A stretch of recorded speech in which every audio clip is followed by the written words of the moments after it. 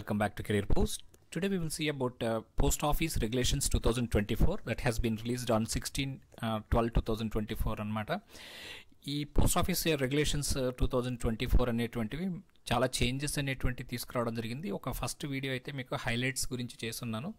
ఇదేంటంటే ఈ వీడియోలో కంప్లీట్గా ఈ పోస్ట్ ఆఫీస్ రెగ్యులేషన్స్లో ఏం చెప్పబడింది, అలాగే పోస్ట్ ఆఫీస్ గైడ్లో కొన్ని చేంజెస్ అనేటువంటివి దీని మూలంగా వచ్చేటువంటివి కానివ్వండి, అలాగే ప్రొడక్ట్స్ అండ్ సర్వీసెస్లో దీనివల్ల వచ్చే చేంజెస్ కానివ్వండి, ఇంకా వెబ్సైట్లో ఇంకా మార్పులు చేయలేదు కానీ కమింగ్ డేస్లో 1 వీక్ ఆర్ 10 డేస్లో చేంజెస్ కూడా చేయొచ్చు వెబ్సైట్లో.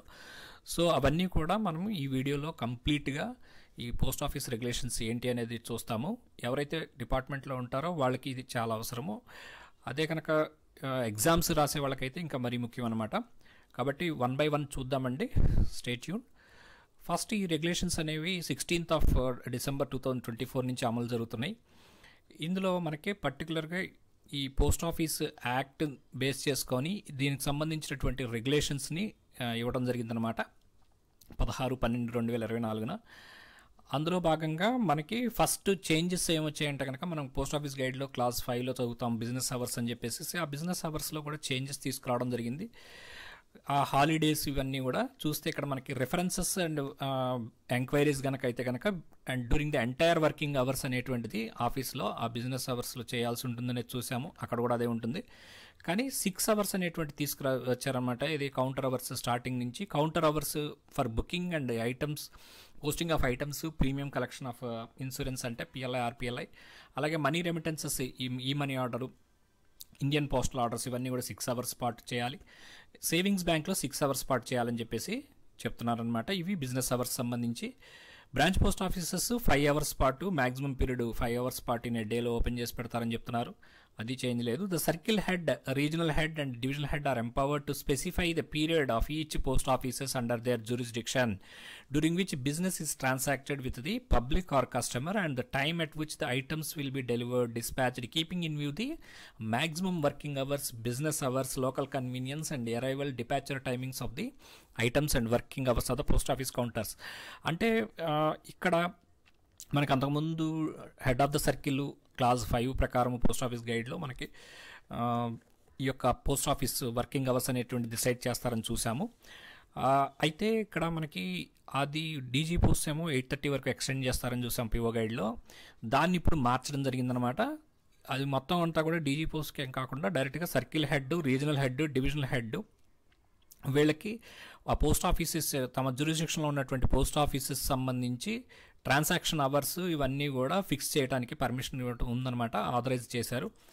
మ్యాక్సిమం వర్కింగ్ అవర్స్ ఎంత ఉండాలి, బిజినెస్ అవర్స్ ఎంత ఉండాలి, లోకల్ కన్వీనియన్స్ బట్టి కూడా ఉంటుంది కదా, అవన్నీ కూడా arrival of departure of timings of the items post office సంబంధించి కౌంటర్స్ వర్కింగ్ అవర్స్ ఏంటనేది ఫిక్స్ చేస్తారనమాట. అలాగే ఇక్కడ మీకు సర్కిల్ హెడ్ అనేది ఎందుకు వచ్చిందంటే కనుక కొన్ని సర్కిల్స్లో ఎలా ఉంటుందంటే సర్కిల్ హెడ్ కింద డివిజనల్ హెడ్స్ ఉంటారు, డైరెక్ట్గా కూడా కొన్ని సర్కిల్స్లో అలా ఉంటారు. రీజనల్ హెడ్స్ కింద డివిజనల్ హెడ్స్ ఉంటారు కొన్ని మ్యాక్సిమం అన్ని సర్కిల్స్లోనూ అన్ని రీజియన్స్లోనూ. ఇక్కడ డివిజనల్ హెడ్సే జనరల్గా ఈ post offices working hours fix చేస్తారని ఇక్కడ మనం అనుకోవచ్చు అనమాట. అలాగే సర్కిల్ హెడ్ అంటే కాకపోతే వాటిని మార్చే అధికారం అయితే వీళ్ళిద్దరికీ కూడా ఉంటుంది. అలాగే ఇక్కడ circle head and regional head ఎవరైతే ఉన్నారో వాళ్ళు సండేస్ అండ్ హాలిడేస్లో కూడా టైమింగ్స్ని సండేస్ కూడా పని చేయించవచ్చు, లేకపోతే హాలిడేస్లో కూడా పని చేయించేటువంటి అధికారం మట్టికి circle head and divisional head ఉంది, డివిజనల్ హెడ్ లేదనేటువంటిది గుర్తుపెట్టుకోవాలి. ఈ సండేస్ అండ్ హాలిడేస్లో వర్క్ చేయించవచ్చు. అలాగే ఏ ట్రాన్సాక్షన్స్ చేయాలనేది కూడా వాళ్ళు చెప్పచ్చు. అలాగే మ్యాక్సిమం ఎన్ని ఐటమ్స్ బుకింగ్ కోసం ఇస్తే తీసుకోవచ్చు అనేటువంటిది ఆర్ఎల్ కానీ స్పీడ్ కానీ ఏదైనా కానీ బల్క్ అనమాట, అది కూడా డిసైడ్ చేయొచ్చు అనమాట. Payment of postage and other some items అనేటువంటిది మామూలే పాతదనమాట. అలాగే ఎడిషనల్ స్టాంప్స్ కనుక మనకి కవర్ మీద 5 రూపీస్ అని వస్తే అది ఒకవేళ రేట్ పెరిగింది అనుకోండి 6 అంటే ఇంకొక ఎడిషనల్ స్టాంప్స్ అందించాలి, అది తెలిసిందే. అన్పెయిడ్ అండ్ ఇన్సఫిషియెంట్లీ పెయిడ్ అనేటువంటివి liable to be kept on hold for charging the postage due on them అనమాట. అంటే అన్పెయిడ్ ఉంటే కనుక లేట్ అవుతుందని చెప్తున్నారు. అలాగే ఈ యొక్క 7 రెగ్యులేషన్లో postage and chargeable sums not to be deemed to be prepaid, ఏదైతే ప్రీపెయిడ్గా వేటిని తీసుకోరు అంటే కనుక స్టాంప్స్ కానీ వాటి మీద ఈ వాడేసినవి స్టాంపులు కానీ, అబ్లిటరేటెడ్ కానీ, డిఫేస్డ్ కానీ, టర్న్ కట్ ఉంటే గాన అలాంటివి తీసుకోరని చెప్తున్నారు. అలాగే ఇక్కడ మనకి సప్లై ఆఫ్ పోస్టేజ్ స్టాంప్స్ వచ్చేసరికి మీకు no person or entity or institution or organisation or electronic platform sell or distribute postage stamps or deal in any manner in the postage stamps except with the prior permission of DG director general. అంతకుముందు మనం PO గైడ్లో చూస్తాము కొన్ని హాస్పిటల్స్లో sale చేయొచ్చని, ఇట్లా కొన్ని ఇన్స్టిట్యూషన్స్కి permissions ఉన్నాయి. కానీ ఇప్పుడు ఈ యొక్క రెగ్యులేషన్స్లో 2024 లేటెస్ట్ రెగ్యులేషన్స్లో ద్వారా అది తీసేశారు. ఓన్లీ ఏ పర్సన్ కూడా కానీ ఇన్స్టిట్యూట్ కానీ ఎంటిటీ కానీ ఆర్గనైజేషన్ కానీ ఆన్లైన్లో కూడా పోస్టేజ్ స్టాంప్స్ అనేటువంటివి సెల్ చేయకూడదు అనమాట, without the permission of DG director general. Director general permission ఉంటే చేసుకోవచ్చు అనేటువంటిది ఉంటుంది అనమాట. అది కనుక డీవియేట్ అయితే కాంట్రవీన్ చేస్తే ఈ ప్రొవిజన్ని వాళ్ళకి పనిష్మెంట్ అనేటువంటిది ఉంటుంది. ఫ్రాడ్లెంట్ యూజ్ ఆఫ్ స్టాంప్స్ చేస్తే కనుక గవర్నమెంట్కి లాస్ అయితే కనుక పనిష్మెంట్ ఉంటుందని చెప్తున్నారు. అలాగే ఆల్రెడీ స్టాంప్ వాడిన దాన్ని వాడకూడదని చెప్తున్నారు. అలాగే illegal manufacture of use of postage stamps ఉంటే కూడా ఫిక్టీషియస్ కానీ ఫోర్జ్డ్ కానీ ఉంటే కనుక రూల్ ప్రకారం పనిషబుల్ అని చెప్తున్నారు. రీప్రొడక్షన్ ఆఫ్ స్టాంప్స్ అంటే మళ్ళీ స్టాంప్స్ని ఫోటోస్టాట్ కానీ అట్లాంటివి జనరల్గా ఓన్లీ ఫర్ ఫిలాటలిక్ పబ్లికేషన్స్లో మాత్రమే వాడుకోవచ్చు అని చెప్పేసి చెప్తున్నారు అనమాట. అలాగే ఫిలాటలీ అంటే మనకు తెలుసు study and collection of postage stamps. అలాగే ఈ యొక్క ఫిలాటలిక్ మెటీరియల్స్ సంబంధించి ఇక్కడ director general shall specify by administrative instruction the philately material to be sold in post office. Post ఆఫీస్లో ఎటువంటి ఫిలాటలీ మెటీరియల్ అమ్మాలనేటువంటిది ఎవరు నిర్ణయిస్తారంటే కనుక డైరెక్టర్ జనరల్ని గుర్తుపెట్టుకోవాలి. అలాగే డెఫినెటివ్ స్టాంప్స్ అంటే ఏంటంటే stamps that are specifically used to meet the day to day postal నీడ్స్కి వాడుకునే వాటిని డెఫినెటివ్ స్టాంప్స్ అంటారు. అలాగే కమమరేటివ్ స్టాంప్స్ అంటే they are the to commemorate, they are issued to commemorate an event. ఒక ఈవెంట్ని జరుపుకోవడానికి కానీ ఒక ఇన్స్టిట్యూషన్ కానీ థీమ్ కానీ పర్సనేజెస్కి సంబంధించి స్పెసిఫిక్గా చేస్తే దాన్ని కమమరేటివ్ స్టాంప్స్ అంటారు. అవి ఫిలాటలిక్ బ్యూరోలోను ఫిలాటలిక్ కౌంటర్లోను ఆన్లైన్ ఛానల్స్ ద్వారాను ఆథరైజ్డ్ పోస్ట్ ఆఫీసెస్లోను అమ్మకానికి పెడతారు. అలాగే స్పెషల్ స్టాంప్స్ అంటే కనుక thematic like flora, fauna, architecture, art without commemorating any specific event. Commemorative stamps కాకుండా ఏదైనా ఈవెంట్ని స్పెసిఫిక్గా చెప్పకుండా మామూలుగా ఒక ఫ్లవర్ కానీ లేకపోతే ఒక ఆర్కిటెక్చర్ కానీ లేకపోతే బిల్డింగ్ కానీ ఇట్లాంటివి చేస్తారనమాట. జాయింట్ స్టాంప్స్ అంటే కనుక ఇది స్టాంప్స్ వచ్చి are issued by India and any other country అనమాట. మై స్టాంప్స్ మీకు తెలుసు పర్సనలైజ్డ్ స్టాంప్స్. కమమరేటివ్ స్టాంప్స్ అనేటువంటిది any citizen may tender a proposal for issue of commemorative stamps అనమాట. ఎవరైనా ఎనీ సిటిజన్ కూడా ఈ కమమరేటివ్ ఎవరు తీసుకోవచ్చు అని క్వశ్చన్ వేస్తే ఎనీ సిటిజన్ ఆఫ్ ఇండియా అనమాట. అట్లాగే no postage stamp shall be issued to the living పర్సనాలిటీకి స్టాంప్ అనేది ఇవ్వరనమాట. Design and denomination will be approved by the central government. ఇది కమమరేటివ్ స్టాంప్స్కి ఎవరు అప్రూవ్ చేస్తారంటే కనుక సెంట్రల్ గవర్నమెంట్ అనేది గుర్తుపెట్టుకోవాలి. ఇవన్నీ కూడా మీకు ప్రొడక్ట్స్ అండ్ సర్వీసెస్లో మీకు ఇండియా పోస్ట్ వెబ్సైట్లో చేంజెస్ జరిగినప్పుడు ఇవన్నీ కూడా అందులో ఉంటాయి అన్నమాట. ఇవి ప్రొడక్ట్స్ అండ్ సర్వీసెస్లో కూడా చాలా వరకు కవర్ అవుతాయి. కాబట్టి పోస్ట్ ఆఫీస్ గైడ్లో లేదు అనుకోవడానికి లేదు. వెబ్సైట్లో చేంజెస్ అనేవి త్వరలో రానున్నాయి, అవన్నీ మారుతాయి. రేట్స్ కానీ ఇవన్నీ కూడా చాలా ఉన్నాయండి ఇందులో, జాగ్రత్తగా వినండి. అలాగే ఫిలాటలీ అడ్వైజరీ కమిటీ అనేటువంటిది ఉంటుంది. Shall advise the issue of commemorative postage stamps and special stamps ఇవన్నిటికీ కూడా అడ్వైజ్ ఇస్తుంది అనమాట ఈ advisory committee.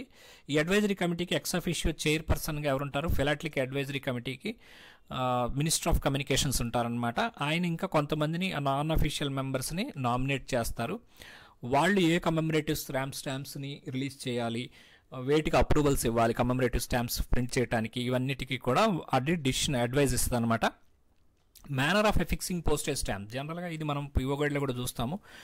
It should be completely అడ్హెరెంట్ to the item it self. దానికి ఖచ్చితంగా అంటుకునే ఉండాలి ఆ స్టాంప్ అనేటువంటిది. And not any part of it's content. దానికి ఆ వస్తువు యొక్క ఏదైతే పార్సల్ ఉందో దానికి లోపల కంటెంట్స్కి అతుక్కుని ఉండకూడదు. అలాగే separate or any separate label or device tied to or attached to the item. ఐటమ్కి అటాచ్ చేసినటువంటి దానికి లేబుల్ కింద పెట్టకూడదు, అలాగే సపరేట్ డివైస్కి అంటించకూడదని చెప్తున్నారనమాట. అలాగే stamp should be affixed to right hand top corner of the address side. ఇది ఇంపార్టెంట్ అండి. స్టాంప్స్ ఎక్కడ అంటిస్తాం? Right hand side top corner. అలాగే ఫ్రాంకింగ్ మెషిన్ కూడా అలౌ చేస్తారు ఫ్రాంకిడ్ ఆర్టికల్స్ని. Rakhi envelopes should be sold at prices as the circle head concerned may determine ఈ యొక్క సర్కిల్ హెడ్ ఎట్లయితే డిసైడ్ చేస్తారో ఆ స్పెషల్ రాఖీ కవర్స్ అనేటువంటివి సేల్ చేయొచ్చు అనమాట. అలాగే standard for addressing on domestic items, ఇది మెథడ్ ఆఫ్ అడ్రస్ అని చెప్పొచ్చు. మనం క్లాస్ 26లో అక్కడ చూస్తాం పిఓ గైడ్లో. ఇక్కడ రెగ్యులేషన్ 18 అనమాట. అందులో చెప్పబడింది ఏంటంటే ఒక item shall not have more than one address, ఒక అడ్రస్ మించి ఉండకూడదు. అదేదన్నా అడ్మినిస్ట్రేటివ్ డిసిషన్ తీసుకుంటే అది వేరే విషయం, అప్పుడు అలౌ చేస్తారు.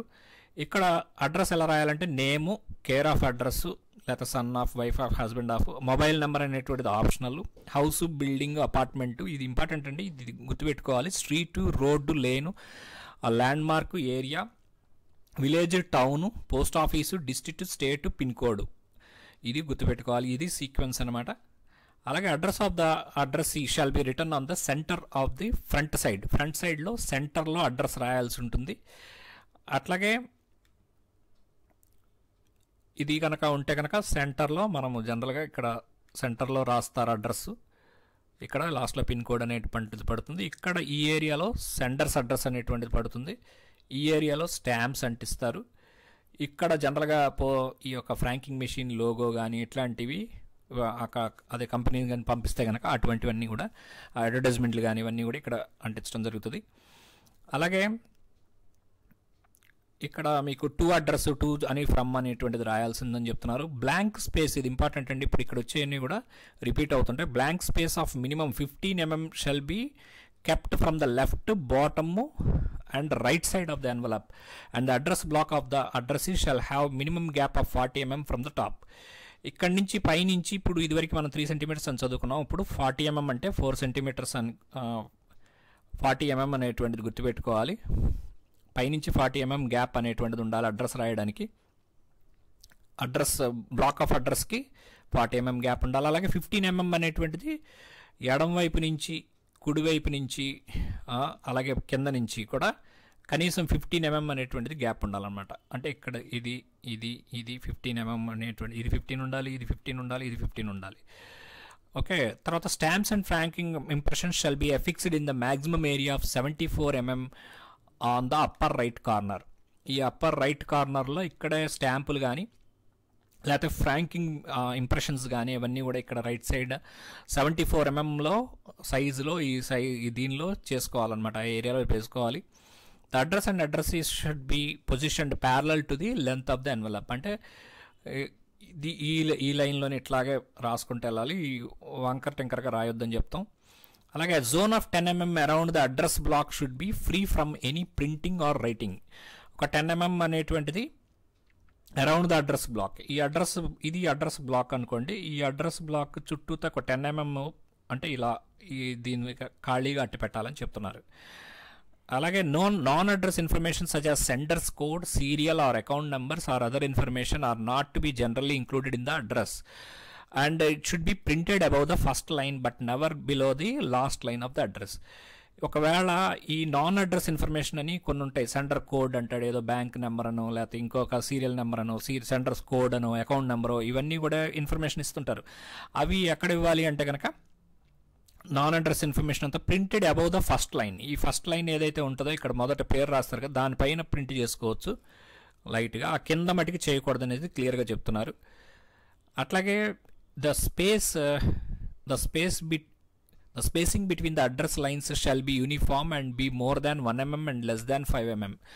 ఒక్కొక్క లైన్ కంటే ఇప్పుడు చూడండి, ఈ లైన్కి మధ్యలో 1 mm గ్యాప్ అనేటువంటిది ఉండాలి. అలాగే 5 mm గ్యాప్ కన్నా 1 mm నుంచి 5 mm వరకు ఉండొచ్చు అనమాట. ఓకేనండి, కనీసం 1 mm ఉండాలి, మ్యాక్సిమం 5 mm గ్యాప్ అనేది ఉండాలి. The maximum number of characters per line is 40 characters excluding spaces between words. ఇక్కడ మనం అడ్రస్ రాసేటప్పుడు ఇక్కడ 40 characters అన్న ఉండాలన్నమాట. అంటే ఇంటి పేరుతోనూ మొత్తం అంత కొంతమంది బారుగా ఉంటుంది కదా, అది 40 characters ఉంటే నెక్స్ట్ లైన్కి వచ్చేయాలన్నమాట ఒక లైన్లో, అది గుర్తుపెట్టుకోవాలి. ఇట్లా ఇవన్నీ కూడా అకౌంట్ ఆర్టికల్స్ అన్నీ కూడా పోస్ట్ బాక్స్లో వేయకూడదు, అవన్నీ కూడా తీసుకొచ్చి డైరెక్ట్గా అకౌంటబుల్ ఆర్టికల్స్ అన్నీ కూడా ఇవ్వాలి. అలాగే అడ్రస్ కనుక పర్టికులర్ పర్సన్కి కానీ ఫర్మ్కి కానీ ఉంటే మాత్రం చేతనే అకౌంటబుల్ ఆర్టికల్స్ని తీసుకుంటారు. పోస్ట్ బాక్స్ కనుక ఉంటే కనుక, కేర్ ఆఫ్ పోస్ట్ బాక్స్ ఉంటే కనుక, ఆ బాక్స్ అతని పేరు మీద ఉంటే మాత్రం చేతనే అది డెలివరీ అవుతుంది. అతని పేరు మీద లేకుండా పోస్ట్ బాక్స్ తోటి గనక ఇస్తే కనుక అవి రిటర్న్ టు సెండర్ చేసేస్తారన్నమాట, అది గుర్తుపెట్టుకోవాలి. మెయిల్స్ ఫర్ డిఫెన్స్ పర్సనల్కి వచ్చేసరికి ఆర్మీ పోస్ట్ ఆఫీసెస్కి పంపించే వాటికి నెంబరు, ర్యాంకు, నేము, యూనిట్ అనేటువంటివి ఉంచాలి. అలాగే కేర్ ఆఫ్ 56 APO, 99 APO ఇవి ఈ రెండింటికి కూడా మనకి ఢిల్లీ అండ్ కలకటాలో ఉంటాయి కదా, వాటికి ఆర్మీ పోస్ట్ ఆఫీసెస్ అనమాట. ఏపీఓ అంటే ఆర్మీ పోస్ట్ ఆఫీసెస్. డిఫెన్స్ అన్నీ కూడా ఈ డీటెయిల్స్ తోటి ఈ అడ్రస్లకి పంపిస్తారు. అక్కడ సార్టింగ్ జరిగి ఎక్కడికి వెళ్తుందా, ఎందుకంటే ఈ ఆర్మీ అనేటువంటిది ఒక చోట స్థిరంగా ఉండదండి, అది మూవ్ అవుతూ ఉంటుంది. కానీ ఈ పోస్ట్ ఆఫీస్ వాళ్ళకి తెలుసు అనమాట ఈ క్యాంప్ ఎక్కడ ఉందనేది. వాళ్ళు అక్కడికి ఆర్టికల్స్ డెలివరీ చేస్తారనమాట. అలాగే ఈ ఇంటర్నేషనల్ ఆర్టికల్స్కి స్టాండర్డ్స్ ఏంటి అంటే కనుక ఇవన్నీ కూడా మీకు Roman letters and Arabic numerals తోటి ఉండాలి. ఈ యొక్క ఇది గుర్తుపెట్టుకోవాలి. RLAD అనేటువంటిది చెప్తాను నేను. RLAD అనేది గుర్తుపెట్టుకోండి. D బదులు ఈ న్యూమరల్స్ అంటే N అనుకోవచ్చు. RLAD అన్న రోమన్ లెటర్స్ అండ్ అరబిక్ ఇదనమాట.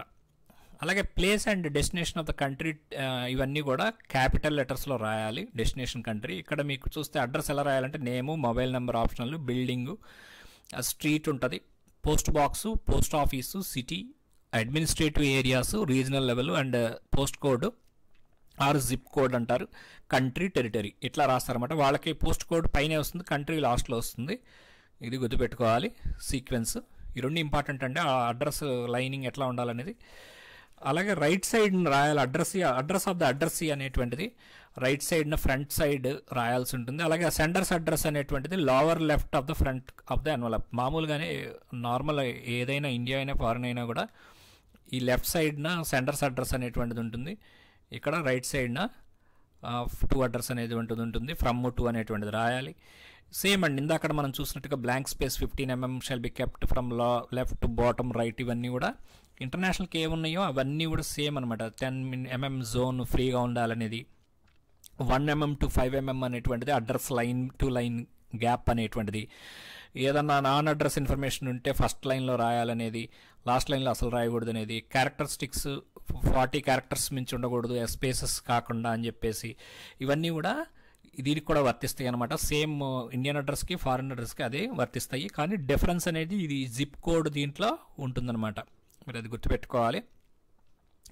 అలాగే లెటర్ బాక్సెస్ వచ్చేసరికి మనకి ఏమేమి పంపిస్తారు లెటర్ బాక్సెస్లో? Letters, letter cards, aerogrammes, post cards, air mail post cards, book packet. ఇప్పుడు బుక్ ప్యాకెట్ అనేది లేదు, బుక్ పోస్ట్ అయిపోయింది కదా.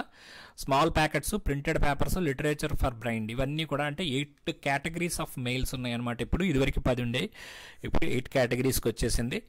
అవన్నీ కూడా కొన్ని మెర్జ్ చేశారన్నమాట, సబ్స్యూమ్ చేశారు లేకపోతే మెర్జ్ చేశారని చెప్పచ్చు.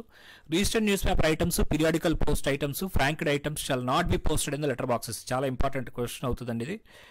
పోస్ట్ బాక్సులు కింది వాటిలో వేటిని పోస్ట్ చేయకూడదు. ఈ posted shall be treated as unpaid కింద తీసుకుంటారంటే కనుక రిజిస్టర్డ్ న్యూస్ పేపర్స్ వేయకూడదు, పీరియాడికల్ పోస్ట్ ఐటమ్స్ వేయకూడదు, ఫ్రాంకింగ్ మెషిన్ ఐటమ్స్ లెటర్ బాక్సెస్లో వేయకూడదు. ఆల్ ఆఫ్ ద అబవ్ అని ఉంటుంది. Answer all of the above అవుతుంది కదా. ఈ కింద వాటిలో వేటిని వేయకూడదు అన్నప్పుడు అది గుర్తుపెట్టుకోవద్దు. అలాగే accountable items shall not be posted in the letter బాక్సెస్లో ఇంకేమి పోస్ట్ చేయకూడదు. ఈ యొక్క అకౌంటబుల్ ఐటమ్స్ అంటే RL, స్పీడ్ పోస్ట్, రిజిస్టర్ ఇవన్నీ కూడా ఇందులో లెటర్ బాక్స్లో వేయకూడదు అనమాట. వేయకూడని ఐటమ్స్లో ఇవన్నీ వస్తాయి. అలాగే లార్జ్ ఐటమ్స్ కనుక ఆ బాక్స్లో పట్టకపోతే అవి పోస్ట్ ఆఫీస్ విండోలో ప్రజెంట్ చేయొచ్చు. ఆల్ అకౌంట్ ఆర్టికల్స్ని కూడా కౌంటర్లోనే ప్రజెంట్ చేయాలి. ఫ్రాంచైజ్ అవుట్లెట్వి ఆ రూల్స్ ప్రకారం చేయాలి. అలాగే సెల్ఫ్ బుకింగ్ కియోస్క్ అంటే కొన్ని పోస్ట్ ఆఫీసెస్లో రీజనల్ హెడ్ ఆథరైజ్ చేస్తారు. ఇది గుర్తుపెట్టుకోవాలండి, ఇది చాలా ఇంపార్టెంట్. PMG గారికి ఈ పవర్ ఉంటుందన్నమాట. ఈ సెల్ఫ్ బుకింగ్ కియోస్క్ని ఎక్కడ పెట్టాలనేటువంటి అధికారము డిజిగ్నేటెడ్ పోస్ట్ ఆఫీస్ ఏది అనేటువంటిది ఏ సర్వీస్ ఎక్కడ ఉండాలనేటువంటి అధికారం మటుకి రీజనల్ హెడ్కి ఉంటుంది. సెల్ఫ్ బుకింగ్ కియోస్క్ అంటే అక్కడే మనం కౌంటర్ తోటి మనుషులతోటి పని లేకుండా ఒక రైల్వేలో మనం సెల్ఫ్గా టికెట్లు ఎట్లయితే బుక్ చేసుకోవచ్చు ఇది అట్లాగనమాట. వాళ్ళు RL బుక్ చేసుకోవచ్చు, స్పీడ్ పోస్ట్ ఇట్లాంటివన్నీ చేసుకోవచ్చు. దాన్ని సెల్ఫ్ బుకింగ్ కియోస్క్ అనమాట, బుకింగ్ చేసుకోవచ్చు. అలాగే డెలివరీకి కూడా ఒకటి ఉందండి.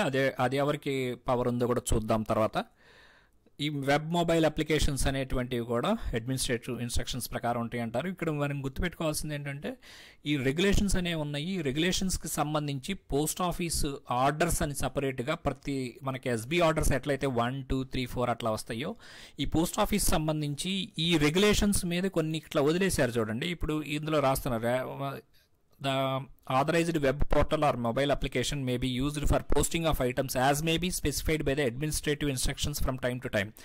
ఈ అడ్మినిస్ట్రేటివ్ ఇన్స్ట్రక్షన్స్ అన్నీ కూడా పోస్ట్ ఆఫీస్ ఆర్డర్స్ అని చెప్పేసి వస్తాయి అన్నమాట. ఇక్కడ నుంచి అది కూడా ఇందులో ఇవ్వబడింది లాస్ట్లో. ఈ ఆర్డర్స్ అనేటువంటివి 1, 2, 3, 4 లాగా ఎస్బీ ఆర్డర్స్ లాగా ప్రతి 6 నెలలకు ఒకసారి దాన్ని కంపైల్ కూడా చేస్తారు. ఎప్పటికప్పుడు యాజ్ అండ్ వెన్ కావాల్సినప్పుడు ఇష్యూ చేస్తుంటారు. దీని యొక్క కంపైలేషన్ అంటే మొత్తం ఈ 6 నెలల తాలూకుది ఒకసారి మళ్ళీ రిలీజ్ చేస్తారన్నమాట. తర్వాత మళ్ళీ నెక్స్ట్ 6 నెలలది పాత 6 నెలలకు సంబంధించి జూలై అండ్ జనవరిలో రిలీజ్ చేయమని చెప్పేసి ఆర్డర్స్ ఉన్నాయి. అలాగే ఓనర్షిప్ ఆఫ్ ఐటమ్స్, ఏదైనా domestic items and item shall remain the property of the sender until it is delivered to the rightful address.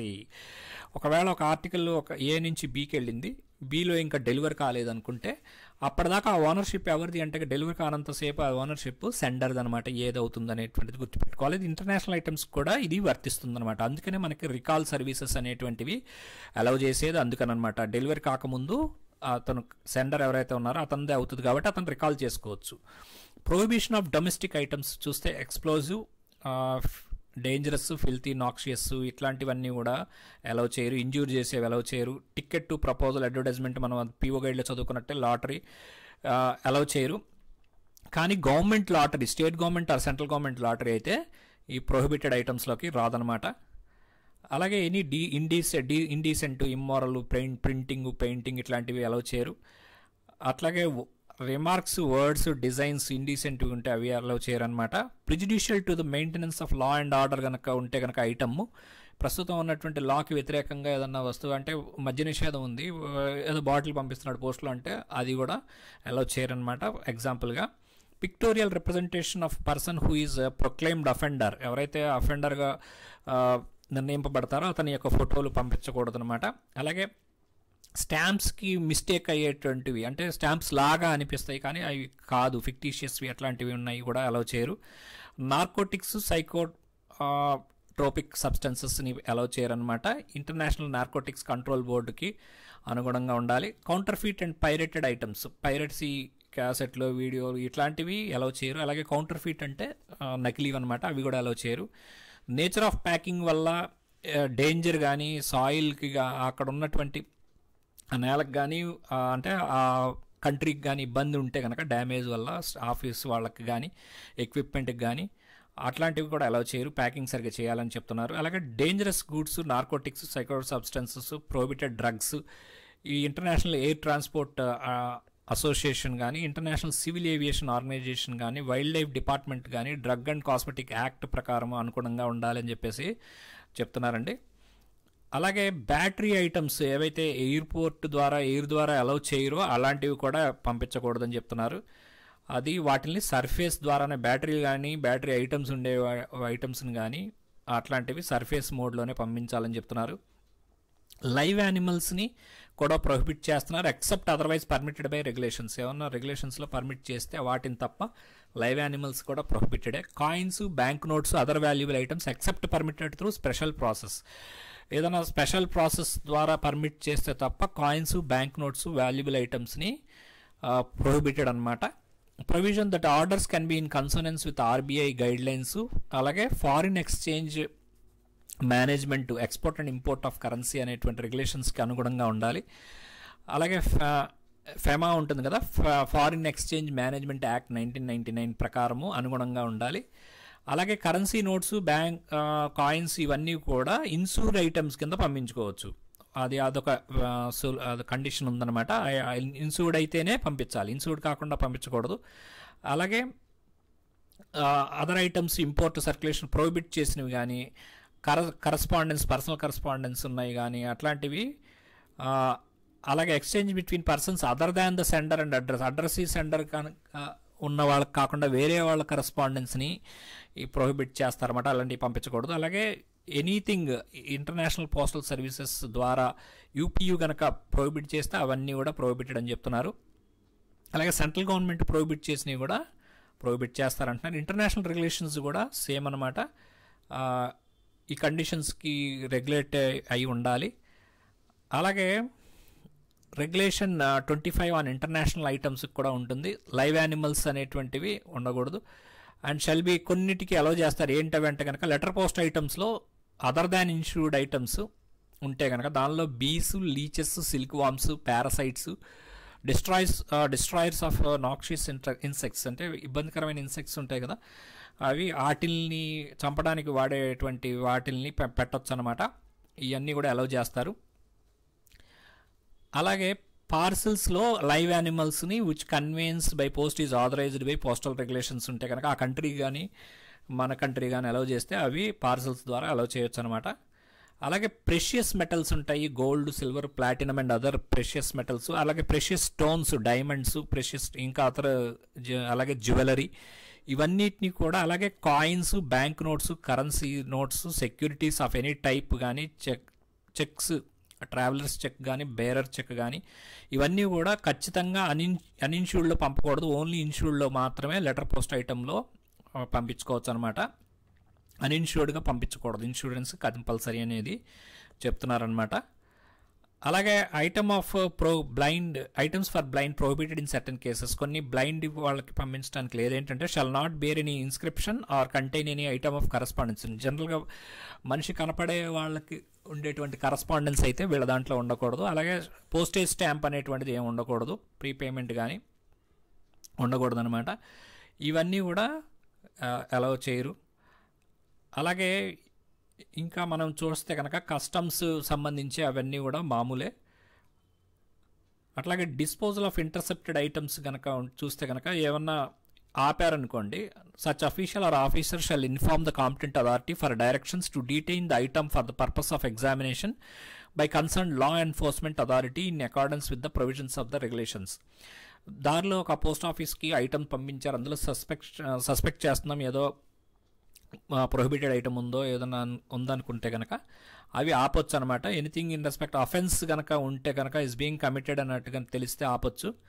అలాగే contains anything will afford evidence of commission of an offence ఉందని అనిపించినా కానీ, అందులో తేలినా కానీ, ఉందని క్లియర్గా తేలినా కానీ, ఇంకా తర్వాత అఫెన్స్కి అవకాశం ఉంటే కనుక ఫ్యూచర్లో కూడా అలాంటివన్నీ కూడా డిఫెన్స్ కానీ, interest of defence and public సేఫ్టీకి వ్యతిరేకంగా ఉంటే కదా ఇవన్నీ కూడా ఇంటర్సెప్ట్ చేయొచ్చు అనమాట, ఆపచ్చు.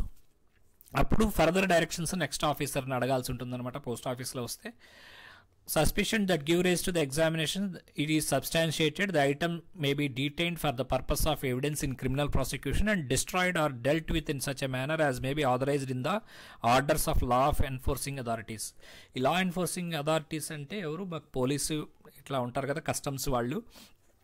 అందులో ఏదన్నా డౌట్ఫుల్ ఉంటే కనుక ఆ క్రిమినల్ ప్రాసిక్యూషన్ అవన్నీ కూడా చేయొచ్చు అనమాట. వాళ్ళకి ఇన్ఫామ్ చేయాల్సి ఉంటుంది. ఒకవేళ అలాంటిది ఏమీ సబ్స్టాన్షియేట్ కాలేదు, అందులో ప్రూవ్ ఏం కాలేదంటే కనుక అతనికి ఆర్టికల్ డెలివరీ చేయొచ్చు. Items suspected to contain dangerous substances కనుకుంటే కనుక వాటిని ఆపి అవి పోలీస్కి ఇన్ఫామ్ చేయాలనేటువంటిది గుర్తుపెట్టుకోవాలి. ఇదివరకు వేరే ఉండేది. ఇప్పుడు పోస్ట్ ఆఫీస్ అథారిటీస్కి, పోలీస్కి, other designated authorities as may be applicable అంటే కస్టమ్స్ కూడా రావచ్చు. అలాంటి వాళ్ళందరికీ కూడా ఇలాంటివి ఇన్ఫామ్ చేయాలన్నమాట. అలాగే no person may disclose or any communication or information which is obtained in exercise of his powers or performance of his duties in terms of regulations except to any person who is of necessity requires it for like exercise of performance of their functions in terms of these regulations. Information which is required to be disclosed in terms of law and as evidence in any court. జనరల్గా ఏది అడిగినా కూడా information బయటికి communication ఇవ్వకూడదు. అయితే ఎప్పుడు ఇవ్వచ్చు అంటే లా కానీ, కోర్ట్ ఆఫ్ లా కానీ అడిగినప్పుడు ఇవ్వచ్చు అని చెప్పేసి అంటున్నారు. అది కూడా నెక్స్ట్ అథారిటీని అడగాల్సి ఉంటుందన్నమాట. If any item opened or examined designated postal officer under these rules found any unlawful item or prohibited item కనుక ఉంటే కనుక దాని రూల్స్ ప్రకారం డిస్పోజ్ చేయాలి. అది లేకపోతే కనుక కస్టమర్కి ఇచ్చేయచ్చు. Notice of opening an item. When an item that is found to be unlawful is opened by the postal officer or official under section 9 of the act, a notice shall be sent to the sender and if not found to the addressee. అందులో ఏదన్నా అన్లాఫుల్ది ఏదైనా ఉంది అనుకుంటే కనుక notice అనేటువంటిది సెండర్కి పంపిస్తారు. Sender కనుక లేకపోతే అడ్రస్కి కూడా ఇక నోటీస్ అనేది పంపిస్తారనమాట.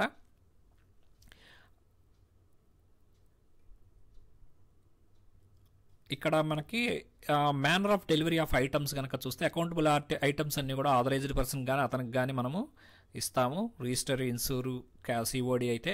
అలాగే accountable items to be issued for delivery అని కనుక చూస్తే issued once again accountable item shall be issued for delivery and if it is not delivered due to any reason in the first ప్రెజెన్స్లో కనుక delivery కాకపోతే it should be issued once again for delivery, రెండోసారి కూడా మళ్ళీ పంపించాలని చెప్తుంది. ఇదివరకు వేరే వేరే ఉండే, ఇప్పుడు అది మారిపోయింది. In case of inability to deliver after 2 attempts it shall in no case be issued again for delivery. 2 సార్లు అటెంప్ట్ చేసిన తర్వాత గనక డెలివరీ అవ్వకపోతే అప్పుడు మాత్రం చేతనే దాన్ని మళ్ళీ ఇంకోసారి ఇష్యూ చేయకూడదు అనమాట, 3rd time చేయకూడదు. A notice of arrival of accountable item shall however be issued to the addressee for taking delivery of such item himself or authorised person from the post office. అప్పుడు వాళ్ళు window డెలివరీకి notice కనుక మనం delivery చేసేస్తే, notice of arrival ఇస్తే కనుక అడ్రస్కి, అప్పుడు వాళ్ళు వచ్చి పోస్ట్ ఆఫీస్కి వచ్చి తీసుకుంటారనమాట. తర్వాత where the outward appearance of cover of accountable item is suspected to be tampered it shall be opened at the post office in the presence of the post master and to have its contents entered in an inventory which shall be prepared in duplicate and shall be signed by the addressee. ఒకవేళ ఒక article వచ్చింది, దానిలో ఏదన్నా tampering అయింది, cut అయింది అట్లా ఉంటే కనుక అది కస్టమర్ము అడ్రస్సీను పోస్ట్ మాస్టర్ ముందు ఓపెన్ చేస్తారు. దానిలో ఉన్న కంటెంట్స్ అన్నిటిని లిస్ట్ అవుట్ చేస్తారు. ఆ కంటెంట్స్ని లిస్ట్ అవుట్ చేయటాన్ని ఇన్వెంటరీ అంటారు. అందులో ఏమేమి ఉన్నాయి అనేది 1, 2, 3 ఇవి ఉన్నాయని ఆ అడ్రస్తో సంతకం తీసుకుంటారనమాట. 1 copy of sign inventory shall be forwarded by the post office to the sender with unsigned proof of delivery attached to it. అదొక రిజిస్టర్ వచ్చింది, అందులో ఏదో అది ఓపెన్ అయ్యిందనో ఎట్లా వచ్చిందనుకోండి, అందులో ఉన్న కంటెంట్స్ అన్నిటినీ కూడా ఇన్వెంటరీగా తయారు చేసి అది ఆ ఎక్నాలజ్మెంట్ మట్టికి సంతకం పెట్టించరు కస్టమర్ తోటి. అది ఆ ఇన్వెంటరీని వాటికి పోస్ట్ ఆఫీసు ఎక్కడైతే డెలివరీ అయిందో అక్కడి నుంచి సెండర్ అడ్రస్లో ఉన్నటువంటి పోస్ట్ ఆఫీస్కి పంపిస్తారనమాట. వాళ్ళు అతనికి ఇంటిమేట్ చేస్తారు. అక్కడ వాళ్ళు కనుక ఇంటిమేట్ చేసిన తర్వాత అక్కడ అతను కనుక పోస్ట్ ఆఫీస్కి తెలియకపోతే అతన్ని ఐడెంటిఫికేషన్ చేసి తీసుకుంటారనమాట ఎవిడెన్స్. అప్పుడు అతను ఐడెంటిఫికేషన్ సాటిస్ఫై అయిన తర్వాత అప్పుడు ఆర్టికల్ని డెలివరీ చేస్తారు. ఇక letter delivery box of items other than accountable articles. Letter బాక్స్లో అదర్ దాన్ అకౌంటబుల్ ఉంటే కనుక అవన్నీ లెటర్ బాక్స్లో వేసుకోవచ్చు. దీనికి సంబంధించి బిల్డింగ్కి సంబంధించి అక్కడ బిల్డింగ్ ఉంటే బాక్స్ పెట్టాలంటారు కదా, డెలివరీ బాక్స్ అంటాం మనం దాన్ని, అది చేసుకోవచ్చు, ఆ ప్రొవిజన్ ఉంటుంది. అలాగే ఈ విండో డెలివరీ అనేటువంటిది ఎప్పుడు కూడా ఎవరైతే ఇంటిమేషన్ ఇస్తామో వాళ్ళు వచ్చి డెలివరీ తీసుకుంటారో దాన్ని during the business hours without having the facility of post box facility లేని వాళ్ళకి ఈ విండో డెలివరీ ఫెసిలిటీ అనేటువంటిది ఇస్తారనమాట. అది return request of the post master without any charge, ఏమి ఛార్జ్ చేయకుండానే అక్కడ మనకి ఈ విండో డెలివరీ ఫెసిలిటీ అనేటువంటిది ఫ్రీ ఆఫ్ కాస్ట్ అనేటువంటిది గుర్తుపెట్టుకోవాలి. ఒకవేళ కనుక item shall not be given to the post men for door step డెలివరీకి ఇవ్వరు అనమాట. అప్పుడు విండో డెలివరీ కనుక కావాలని వస్తే కనుక పోస్ట్ బాక్స్ అనేటువంటిది కనుక చూస్తే కనుక firm or person or anybody who may avail the facility of post box అనేటువంటిది అవైల్ చేసుకోవచ్చు అని చెప్తున్నారు. పోస్ట్ బాక్స్ కూడా, పోస్ట్ బ్యాగ్ కూడా అంతే. అలాగే స్మార్ట్ డెలివరీ బాక్స్, ఇది ఇందాక చెప్పాను కదండి, సెల్ఫ్ బుకింగ్ కియోస్క్ వచ్చేసరికి మనం రీజనల్ హెడ్ కాంపిటెంట్ అన్నాం. స్మార్ట్ డెలివరీ బాక్స్ అంటే అది ఒక ఓటీపీ బేస్డ్ పోస్ట్ మ్యాన్, అంటే ఒక ఇంట్లో లేకపోతే ఒక పెద్ద అపార్ట్మెంట్స్, ఒక 100-200 అపార్ట్మెంట్స్ ఉన్నటువంటి గేటెడ్ కమ్యూనిటీ ఉందనుకోండి, అక్కడ ఒక స్మార్ట్ డెలివరీ బాక్స్ పెడతారనమాట. ఆ డోర్ ఓపెన్ చేయాలంటే కనుక ఓటీపీ బేస్డ్ ఉంటుందన్నమాట. ఓటీపీ అనేది కస్టమర్కి వస్తుంది. అది కూడా మన పోస్ట్ బాక్స్ లాగానే ఉంటుంది. అందులో ఇంటి పోస్ట్ బాక్స్ వచ్చేసరికి మన పోస్ట్ ఆఫీస్లో ఉంటుంది. స్మార్ట్ డెలివరీ బాక్స్ వచ్చేసరికి అడ్రస్సీ ప్లేస్లో ఉంటుందన్నమాట. అక్కడ అడ్రస్సీకి డెలివరీ చేసేటప్పుడు ఆ ఓటీపీ వస్తే ఆ ఓటీపీ చెప్పంగానే అందులో పెట్టి తాళం వేసేయచ్చు అనమాట. అట్లా ఉంటుంది అది డెలివరీ అనేటువంటిది. అక్కడ ఆ బాక్స్ అతను కస్టమర్ దగ్గర ఒక తాళము, పోస్ట్ మ్యాన్ దగ్గర ఒక తాళం ఉంటుంది అనుకోవచ్చు. అది అంతా కూడా స్మార్ట్లో ఉంటుంది.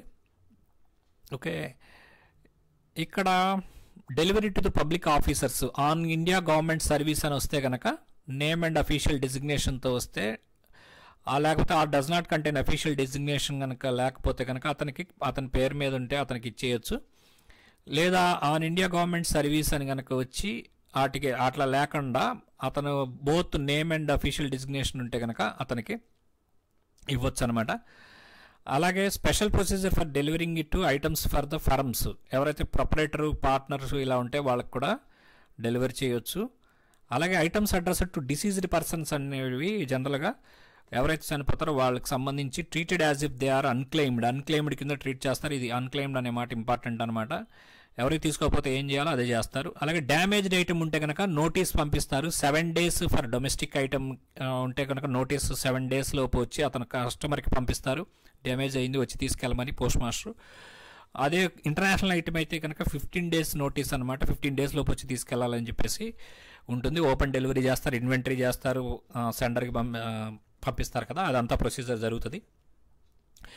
ఇంటిమేషన్ అనేటువంటిది పోస్ట్ మ్యాన్ ఇస్తారు, అది తెలిసిందే. ఐడెంటిఫికేషన్ అడ్రస్ యొక్క ఐడెంటిఫికేషన్ కావాలంటే కనుక అతని పాస్పోర్ట్ కానీ పాన్ కార్డ్ కానీ డ్రైవింగ్ లైసెన్స్ కానీ ఎనీ ఐటమ్ ఆఫ్టర్ ఐడెంటిఫికేషన్ తీసుకొని డెలివరీ అనేటువంటిది చేయొచ్చు. రీడైరెక్షన్ రికాల్ అనేటువంటిది చేయొచ్చు అనమాట. 55 clause ప్రకారం 55 రెగ్యులేషన్ ప్రకారము అతను డెలివరీ కాకుండా ఉండాలి. అలాగే address if an item may avail the facility of alteration in address free of ఛార్జ్తో ఆల్టరేషన్ ఆఫ్ అడ్రస్ అనేటువంటిది చేసుకోవచ్చు. ఒక ఒరిజినల్ అడ్రస్ బదులు ఇంకొక అడ్రస్ మార్చుకోవచ్చు అనమాట.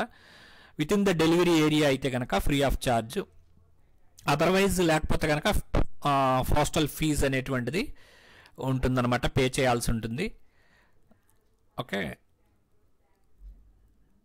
తర్వాత పోస్ట్ ఆఫీస్కి సంబంధించి request to avail certain facilities. No request of the sender or address of an item under regulation 57 shall be entertained if the item is out for delivery. డెలివరీకి వెళ్ళిపోయిన article మట్టికి రికాల్ అనేటువంటిది చేయరనమాట. అలాగే సీజ్డ్ కానీ ఎవరైనా other కంట్రీస్లో కానీ confiscate కానీ డిస్ట్రాయ్ కానీ చేస్తే కనుక అక్కడ ఉన్నటువంటి లా ప్రకారం అలాంటి వాటిని రికాల్ చేయడానికి లేదు. ఓకే అండి. తర్వాత fee charged for such request shall be refunded. ఏదైనా నాన్ ఫుల్ఫిల్మెంట్ ఆఫ్ రిక్వెస్ట్ మామూలుగా అయితే కనుక ఈ యొక్క రికాల్ది అయితే కనుక ఒకసారి పే చేస్తే ఎట్టి పరిస్థితుల్లో రీఫండ్ అనేటువంటిది ఎవరు. అలాగే subject to conditions mentioned in 56 and 55 and 56 post office shall not B liable for non fulfilment of request of sender and shall not incur any liability for reason of delivery of an item contrary to the application made in this regard. ఇట్లా 55 and 56 గనక మనం చూస్తున్నాం కదా, రికాలు ఆల్టరేషను దీనికి సంబంధించి అట్లాంటి వాటికి వాటిల్లో ఈ సీజరు కాన్ఫిస్కేట్ అని అట్లాంటివి కనుక ఉంటే కనుక ఫీజు అనేటువంటిది రీఫండ్ ఇస్తారు. పోస్టేజ్ పేయబుల్ ఆన్ డెలివరీ ఇవన్నీ కూడా ఇన్సఫిషియెంట్లీ పెయిడ్ అన్పెయిడ్ ఉంటే కనుక అవి మొత్తం అమౌంట్ రికవర్ చేయాల్సి ఉంటుంది.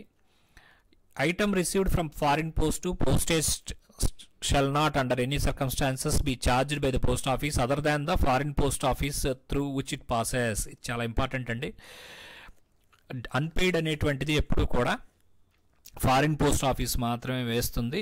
ఒకవేళ అన్పెయిడ్ కనుక ఫారిన్ పోస్ట్ ఆఫీస్లో టీ స్టాంప్ అనేటువంటిది వేసి అక్కడ ఎంత ఆఫీస్ ఆఫ్ ఒరిజిన్లో ఎంత వసూలు చేయాలనేది వేస్తారు. అలాంటిది కనుక ఇవ్వకపోతే మళ్ళీ అక్కడికి వెనక్కి పంపించి అది ట్యాక్స్ పడిన తర్వాత డెలివరీకి పంపించాల్సి ఉంటుందన్నమాట, అది రికవరీ చేయడానికి. ఒకవేళ ట్యాక్స్ పర్సు అని కానీ పోర్ట్ పేయి అని కానీ పోస్టేజ్ పెయిడ్ అని కానీ ఉంటే కనుక అవి ముందే వసూలు చేసేసినట్టు అనమాట. కాబట్టి అక్కడ వాళ్ళు కట్టుకుంటారని అర్థం. Without any amount postage collected being indicated కాబట్టి అక్కడ ట్యాక్స్ వేయడానికి లేదు, ఫుల్లీ ప్రీపెయిడ్ కాబట్టి. అలాగే కస్టమ్స్ డ్యూటీ అనేది క్యాష్ చెక్ కానీ ఎనీ అదర్ స్పెసిఫైడ్ మోడ్లో తీసుకోవచ్చు. రిఫ్యూజల్ ఆఫ్ ఐటమ్స్ రిఫ్యూజ్ చేస్తే కనుక తీసుకోవద్దు అనుకుంటే రిఫ్యూజ్డ్ అని రాసుకుని పోస్ట్ మ్యాన్ రిమార్క్స్ రాయొచ్చు. Unclaimed and refused shall be returned at once. ఇది గుర్తుపెట్టుకోవాలండి, ఎప్పుడు అన్క్లెయిమ్డ్ రిఫ్యూజ్డ్ కనుక ఉంటే కనుక అట్ వన్స్ రిటర్న్ చేసేయాల్సి ఉంటుంది. ఒకవేళ అడ్రస్ సెండర్ కనుక దొరకపోతే సెండర్కి పంపించాలి, సెండర్ దొరకపోతే కనుక ఆర్ఎల్ఓకి పంపించాల్సి ఉంటుందన్నమాట. అదే కనుక ఇంటర్నేషనల్ ఐటమ్ అయితే కనుక అది ఫారిన్ పోస్ట్ ఆఫీస్కి పంపించి ఫర్దర్ డిస్పోజల్ వాళ్ళు చేసుకుంటారు. ఓకే, అలాగే detention and disposal of undelivered items at post office of the addressee. 7 days వరకు జనరల్గా an item shall ordinarily be kept in deposit in post office to which it is addressed for a period of 7 days for all enquiries to find the addressee have proved unsuccessful. అతను దొరకలేదనుకోండి, మనిషి దొరకపోతే 7 రోజులు అట్టు పెడతారు. గుర్తుపెట్టుకోవాలి, ఇది ఎప్పుడు తిప్పి పంపించేయాలి, వెంటనే ఎప్పుడు అట్టు పెట్టాలి, వారం రోజులు అనేది చాలా చాలా ఇంపార్టెంట్. ఎప్పుడు అట్టు పెట్టాలి, ఎంక్వైరీ చేసి మనిషి దొరకనంత కాలం ఎంక్వైరీ చేసి అట్టు పెట్టడానికి వారం రోజులు అట్టు పెట్టచ్చు. మనిషి దొరికాడు, అతను రిఫ్యూజ్ చేశాడు, వెంటనే పంపించేయాలి. అతను అన్క్లెయిమ్ చేసుకున్నాడు, అది ఆ టైం అయిపోయింది, అన్క్లెయిమ్ తీసుకోలేదు, అప్పుడు కూడా వెంటనే పంపించేయాలన్నమాట. అంటే నోటీస్ ఇస్తాం మనం, 7 days అట్టు పెడతాం కదా, అప్పుడు వెంటనే అది అన్క్లెయిమ్ చేసాడు, టైం అయిపోయిందంటే కనుక వెంటనే పంపించేయాలి.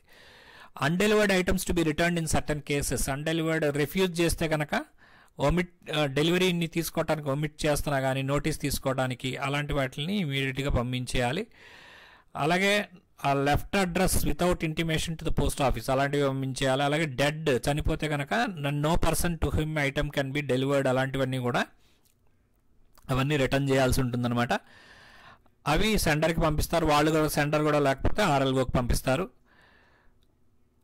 అలాగే ఈ యొక్క detention and disposal of undelivered items in ఆర్ఎల్ఓస్లో కూడా కొంత టైం తర్వాత వాటిల్ని జనరల్గా ఏవైతే అడ్రస్సీ లేడు, సెండర్ లేడో, అడ్రస్సీ దొరకట్లేదు, సెండర్ దొరకట్లేదు, అలాంటివి సెండర్ అడ్రస్ లేకుండా పోస్ట్ చేసినవో ఆర్డినరీ లెటర్స్ అయితే అలాంటివి ఆర్ఎల్ఓకి వస్తాయి. అక్కడ ఏం చేయాలన్నమాట, 15 days పాటు అన్అకౌంటబుల్ అయితే ఆర్టికల్స్ అయితే 15 days పాటు అట్టు పెడతారు. 30 days పాటు అకౌంటబుల్ ఆర్టికల్స్ అయితే అట్టు పెడతారు. ఆర్ఎల్ఓ అంటే ఏంటి, రిఫ్యూజ్డ్ కానీ unclaimed, refused, without address, without undecipherable or incomplete address ఉంటే అవన్నీ కూడా ఇక్కడికి వచ్చి పడతాయి అన్నమాట. మనకి చెన్నైలో ఉంది ఆర్ఎల్ఓ ప్రజెంట్. ఇదివరకు మనకి హైదరాబాద్లో ఉండేది, అది తీసేసి ఇప్పుడు చెన్నైకి తగ్గించారు. బేసిక్గా చెప్పాలంటే ఆర్ఎల్ఓస్ కౌంట్ అనేది తగ్గించారనమాట. అలాగే procedure for in case of dealing undelivered articles కనుక వితౌట్ ఇంట్రెన్సిక్ వాల్యూ కనుక ఉంటే కనుక, అంటే ఇప్పుడు ఒక కార్డు ఉంది, పోస్ట్ కార్డు ఉంది, దాని వాల్యూ ఏముంటుంది, అడ్రస్ లేడు, సెండర్ లేడు, ఏం చేయాలి అట్లాంటివి ఉంటే కనుక వేస్ట్ పేపర్ కింద డిస్ట్రాయ్ చేయొచ్చు, అలాంటివి అనమాట. Post cards and letter cards అయితే కనుక for which has not been prepared shall be destroyed, అవి డిస్ట్రాయ్ చేసేయచ్చు. ఇంట్రెన్సిక్ వాల్యూ, దానికి కొంత వాల్యూ ఉంది, ఏదో పార్సల్ వచ్చింది, దానిలో ఏదో ఒక ఐటమ్ ఉంది, మొబైల్ ఏదో సంథింగ్, అలాంటివి ఆక్షన్ ద్వారా అమ్మేసేయచ్చు. మ్యాగజైన్స్, పీరియాడికల్స్, న్యూస్ పేపర్స్ ఉంటే కనుక రీజనల్ హెడ్ ఇష్టం అనమాట, పబ్లిక్ యూజ్ కింద వాడుకోవచ్చు అవి. అలాగే ఇంట్రెన్సిక్ వాల్యూ ఏమీ లేకుండా ఉండి హ్యాండ్ రిటర్న్ పేపర్స్, ప్రింటెడ్ కానీ హ్యాండ్ రిటర్న్ పేపర్స్ ఉంటే కనుక వేస్ట్ పేపర్ కింద సేల్ చేయొచ్చు లేదా డిస్ట్రాయ్ చేసేయచ్చు. అట్లాగే on expiry of the period of specifications in the regulation 67, the items shall be disposed in the manner deemed fit by the head of the circle or region concerned in the letter office. అక్కడ ఆర్ఎల్ఓకి సంబంధించిన head of the circle కానీ regional head కానీ ఈ date కూడా దాటిన తర్వాత ఉన్న వాటిల్ని ఎలా చేయాలనేటువంటిది డిసిషన్ ఆయన తీసుకోవచ్చు అనమాట. Period for which intimation regarding change in the address remain valid. ఒకవేళ అడ్రస్ మారింది అట్లాంటప్పుడు మనము మా అడ్రస్ మారిందని చెప్పి పోస్ట్ ఆఫీస్కి ఇంటిమేట్ చేస్తాము. దానికి 3 months అనేటువంటిది వ్యాలిడిటీ ఉంటుంది. ఆ ఇంటిమేషన్కి వ్యాలిడిటీ అనేది 3 months అనమాట. Officers or officials authorised to make official mark అంటే డేట్ స్టాంప్ కానీ, నేమ్ స్టాంప్ కానీ, ఇంకా డ్యూ స్టాంప్ కానీ, ఇలాంటివన్నీ కూడా ఎవరు, post master, supervisor, post men అనేటువంటి వాళ్ళకి ఇవన్నీ కూడా అఫీషియల్ మార్క్స్ చేయొచ్చు అనమాట. అట్లాగే recovery of dues in respect of unpaid and insufficiently paid అనేటువంటిది అది ఆల్రెడీ ఖచ్చితంగా చేయాలి. ఎయిర్ మెయిల్ ఫీ కానీ ఇంకేదైనా కట్టపోయినా కూడా అవన్నీ చేయాలి. ఇంటర్నేషనల్ మెయిల్ కూడా అదే. And outward international item on which postage air mail fee thereon is not paid or insufficiently paid shall not be forwarded to destination but shall be delivered to the sender without any charge. Charge లేకుండా సెండర్కి వెనక్కి ఇచ్చేస్తారన్నమాట shortage అయితే కనుక stamps. Compensation అనేటువంటిది domestic ఐటమ్స్కి ఒకవేళ loss, damage, partial loss ఉంటే కనుక payment ఇస్తారు. కానీ కొన్ని సర్కమ్స్టాన్సెస్లో వాటికి ఇవ్వరు అనమాట. అలాగే following is considered to be undelivered in the following circumstances normally. The compensation shall be given to event of loss or damage to the part or loss of damage until unless the item is considered to be delivered in the following circumstances. Following a failed delivery, the addressee has not taken advantage of opportunity under intimation served కానీ, unsafe కానీ, వాడి తప్పు సరిగ్గా చేయకపోవడం packing కానీ, not permanently occupied అడ్రస్కి పంపించడం కానీ, కరెక్ట్గా అడ్రస్ రాయకపోవడం కానీ, ఇల్లిజిబుల్ అంటే సరిగ్గా కనపడకుండా రాయడం కానీ, health and safety of individual రిస్క్లో పడేసేటువంటి ఆర్టికల్స్ పంపించినా కానీ, అలాగే any other reason found impracticable or అన్రీజనబుల్గా అనిపిస్తే కానీ, ఇట్లా కొన్ని కండిషన్స్ అన్నీ కూడా మనకి ఉంటాయన్నమాట. ప్రోహిబిటెడ్ ఆర్టికల్స్ పంపించినా కానీ, ఇలాంటివన్నీ లాస్ డ్యామేజ్ అనేటువంటిది న్యాచురల్ డిటీరియేషన్. జనరల్గా అందులో పాలు ఒక దీనిలో పోసి పంపించారనుకుందాం ఊరికనే ఫర్ ఎగ్జాంపుల్, లేకపోతే ఏదైనా ఐటమ్ ఫ్రూట్ ఏదో పెట్టి పంపించి అది పాడైపోతుంది కదా అన్రీజనబుల్గా ఉంటే. కాబట్టి అట్లాంటి వాటిలో కంపన్సేషన్స్ ఉండవు. అలాగే ఇన్సూర్డ్ ఐటమ్స్ కంప్లైంట్స్ అనేటువంటివి కనుక చూస్తే కనుక 15 days and within 60 days, 15 to 60 days మధ్య నాన్ రిసీట్ ఆఫ్కి కంప్లైంట్ పెట్టాలన్నమాట. సెండర్ కానీ అడ్రస్ కానీ కంప్లైంట్ చేయొచ్చు. అలాగే వితిన్ డొమెస్టిక్కి ఇన్సూర్డ్ ఐటమ్స్కి ఇది. అలాగే 2 days of receipt of item in case of damage or loss కానీ డ్యామేజ్ ఉంటే కనుక వచ్చిన 2 రోజుల్లోపే కంప్లైంట్ పెట్టాలి. అదే నార్మల్ కంప్లైంట్స్ అయితే 15 days తర్వాత, ముందు 15 days లోపే పెట్టడానికి లేదు, అది 60 daysకి మధ్యలో పెట్టుకోవచ్చు అనమాట. రాలేదు నాన్ రిసీట్ ఆఫ్ ఐటమ్ కనుక. No claim for compensation shall be admitted if it is made more than 60 days after the item was posted. Post చేసిన 60 రోజుల తర్వాత కంప్లైంట్ పెడితే కంపెన్సేషన్ మటుకి ఎలిజిబుల్ కాదనమాట, ఆ క్లెయిమ్ ఇవ్వరు.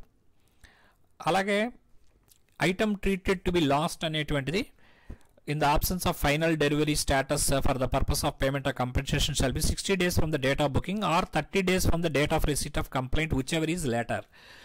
60 రోజులు బుకింగ్ నాటి నుంచి 60 రోజుల లోపు కానీ, లేదా 30 రోజులు date of receipt of complaint నుంచి 30 రోజులు కానీ, ఈ రెండిట్లో ఏది తర్వాత అయితే అది కంప్లైంట్.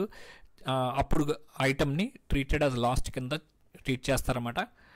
అలాగే compensation against claim to the sender of the item so declared as lost shall be paid thereafter within a period of 10 days. అతనికి పేమెంట్ కనుక ఎలిజిబిలిటీ టైం నుంచి ఒక 10 days లోపు పేమెంట్ అనేటువంటిది ఇవ్వాల్సి ఉంటుంది. ఇంటర్నేషనల్ ఐటమ్స్ కూడా same ఇలాంటివే ఉంటాయి. అయితే ఇక్కడ ఒక స్పెసిఫిక్ ఉంది ఫర్ ద పర్పస్. ఇక్కడ మనకి if the item is not fully correct address in the manner which includes all items elements of the address or as per S42 addressing standard of universal postal union. S42 అనేటువంటిది ఎట్లా address చేయాలనేటువంటిది ఇందాక మనం చూసాము. ఆ international ఐటమ్కి ఏమేమి ఉండాలనేది ఆ addressing స్టాండర్డ్లో ఉండటాన్ని S42 addressing standard of universal postal union అంటారు. అది దాని ప్రకారం లేకపోతే కనుక ఈ యొక్క కంపెన్సేషన్ అనేటువంటిది ఇంటర్నేషనల్ ఆర్టికల్స్కి ఇవ్వరన్నమాట. అలాగే సేఫ్టీకి ఇబ్బందికరమైనవి ఇందాక వచ్చినవన్నీ కూడా ఇక్కడ కూడా వస్తాయి. ప్రొహిబిట్ చేసినవి, ఫోర్స్ మేజర్ అంటే ఏదన్నా సర్కమ్స్టాన్సెస్ బియాండ్ కంట్రోల్ కనుక, అంటే వెదర్ కండిషన్స్ కానీ, టెర్రరిజం కానీ, వ్యాండలిజం కానీ ఇట్లాంటివి జరిగినప్పుడు మన కంట్రోల్లో లేని వాటి గురించి కంపెన్సేషన్ అనేటువంటిది పే చేయరు.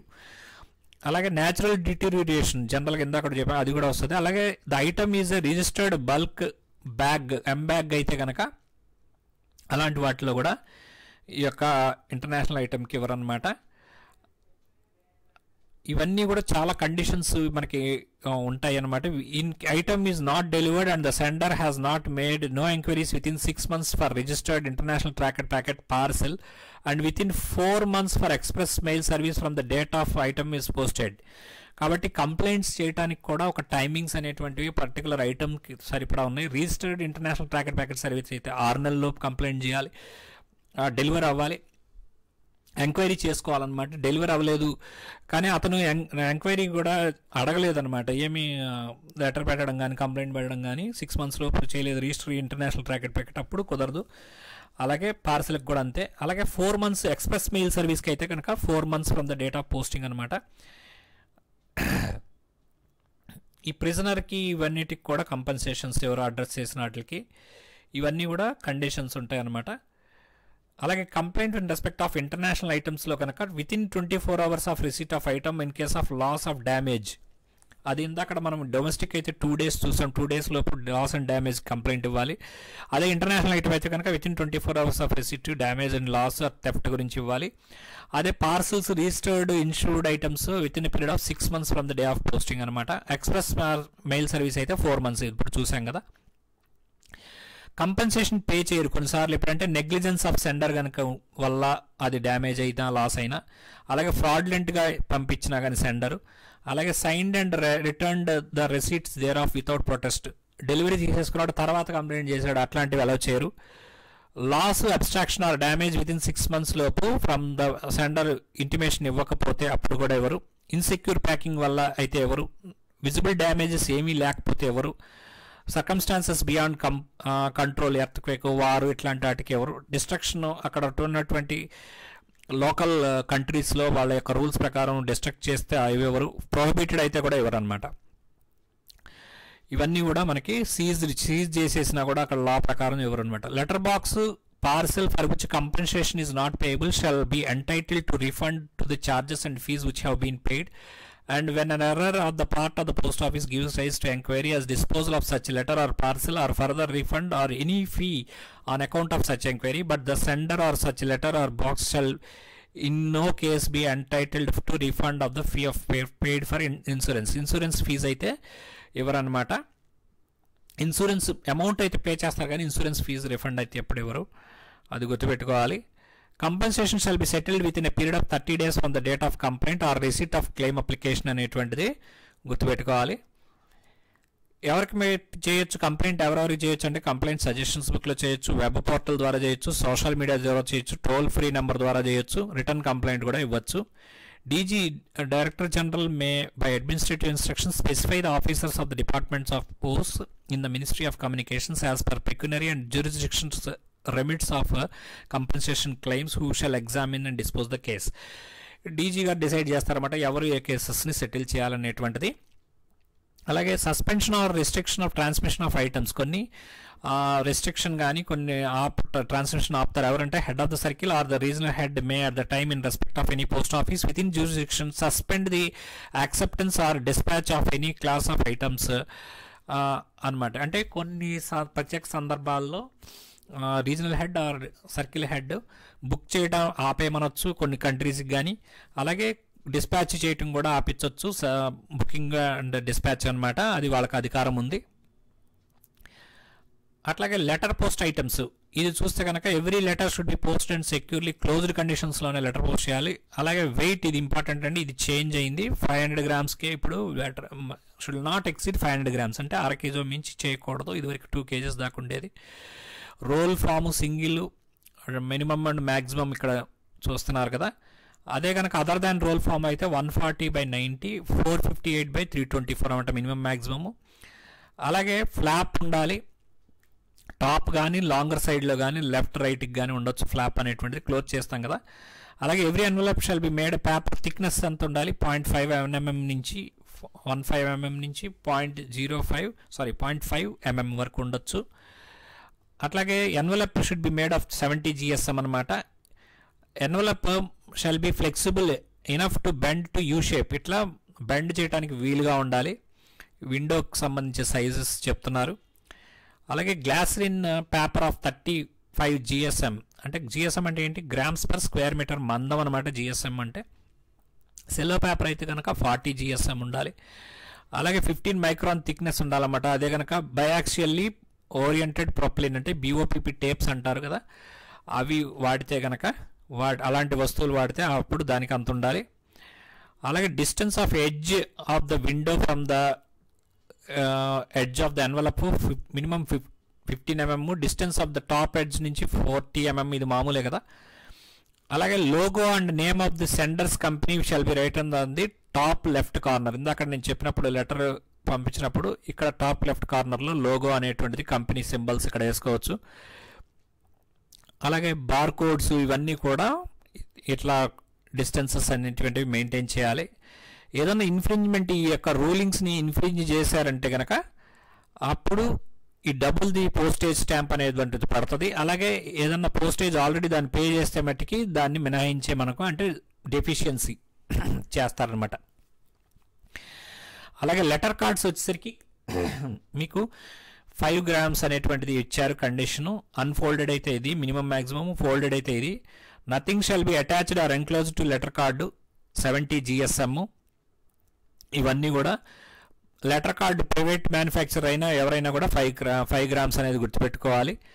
ఇన్ఫ్రింజ్ చేస్తే దాన్ని లెటర్ కింద ట్రీట్ చేస్తారు ILCని. అలాగే డబుల్ ద డెఫిషియన్సీ వేస్తారన్నమాట. ఏదన్నా ఉంటే కనుక దాన్ని తీసేస్తారన్నమాట. పోస్టేజ్ ఆల్రెడీ పే చేస్తే దాన్ని తీసేస్తారు. పోస్ట్ కార్డ్స్ వచ్చేసరికి 5 gramsకి ఎక్సీడ్ అవ్వకూడదు. 140/90 mm పోస్ట్ కార్డ్ అని రాసి ఉండాలి. హిందీ కానీ ఇంగ్లీష్లో కానీ, లేకపోతే printed on the address side చేసి ఉండాలి. అలాగే address of the sender may be return on the top left corner of the back. అదైతే వెనక వైపు ఈ యొక్క టాప్ లెఫ్ట్ హ్యాండ్ కార్నర్లో రాయాల్సి ఉంటుంది. అలాగే label not exceeding 50 mm in length and 20 mm in width అనమాట. Address of the sender bearing the name and address of the sender అనేటువంటిది అది ఉండాలి. అలాగే ఇన్ఫ్రింజ్మెంట్ కనుక చేస్తే ఇవన్నీ రూల్స్ ఏమైనా వైలేట్ చేస్తే లెటర్ కింద ట్రీట్ చేసి డబుల్ ద డెఫిషియన్సీ వేసి ఆల్రెడీ ఏమైనా కట్టు ఉంటే కనుక దానికి మినిమం ₹1 అన్న పడేటట్టుగా చేయాలన్నమాట. అది గుర్తుపెట్టుకోవాలి. పార్ట్ ఆఫ్ ద రూపీ ఉంటే కనుక ఇంక్రీజ్ టు ₹1, అది ₹1కి పెంచాల్సి ఉంటుంది. బుక్ పోస్ట్లో చాలా ఇంపార్టెంట్ అండి, ఇది గుర్తుపెట్టుకోవాలి మీరు. ఐటమ్ కంటైనింగ్ బుక్ను ఎలా చేస్తారు? Cards, magazines, journals, publications of all kinds, అన్ని పబ్లికేషన్స్ కూడా బుక్ పోస్ట్ ద్వారా పంపించుకోవచ్చు. Paper, sheets, bills, invoices, reports, any document of commercial, legal or personal nature in single or multiple copies may be transmitted by book post. ఇవన్నీ కూడా గుర్తుపెట్టుకోవాలి ఏమేమి పంపించవచ్చు అనేది. 5 kilograms అనేటువంటిది maximum weight. Roll form minimum maximum ఇక్కడ ఉన్నాయి. ఇవన్నీ కూడా బుక్ పోస్ట్లో వస్తాయి. అలాగే book post shall be posted without cover or in an unfastened envelope. Cover లేకుండా పోస్ట్ చేసుకోవచ్చు. అన్ఫాస్టెండ్ ఎన్వలప్ అంటే ముడేయకుండా ఉండాలా ఎన్వలప్, దాన్ని బుక్ పోస్ట్ కింద వస్తుంది. అలాగే ఈజీగా ఎగ్జామిన్ చేయాలన్నమాట. దాని లోపల ఏముందనేది ఇన్స్పెక్టర్ ఎవరైనా వెళ్తే వాళ్ళు చూడాలి. Packet posted without cover may not be fastened. Cover లేకుండా పోస్ట్ చేస్తే దాన్ని కట్టకూడదు. అలా కట్టితే కనుక ఈజీ ఎగ్జామినేషన్ ప్రివెంట్ చేసినట్టే అవుతుంది అనమాట.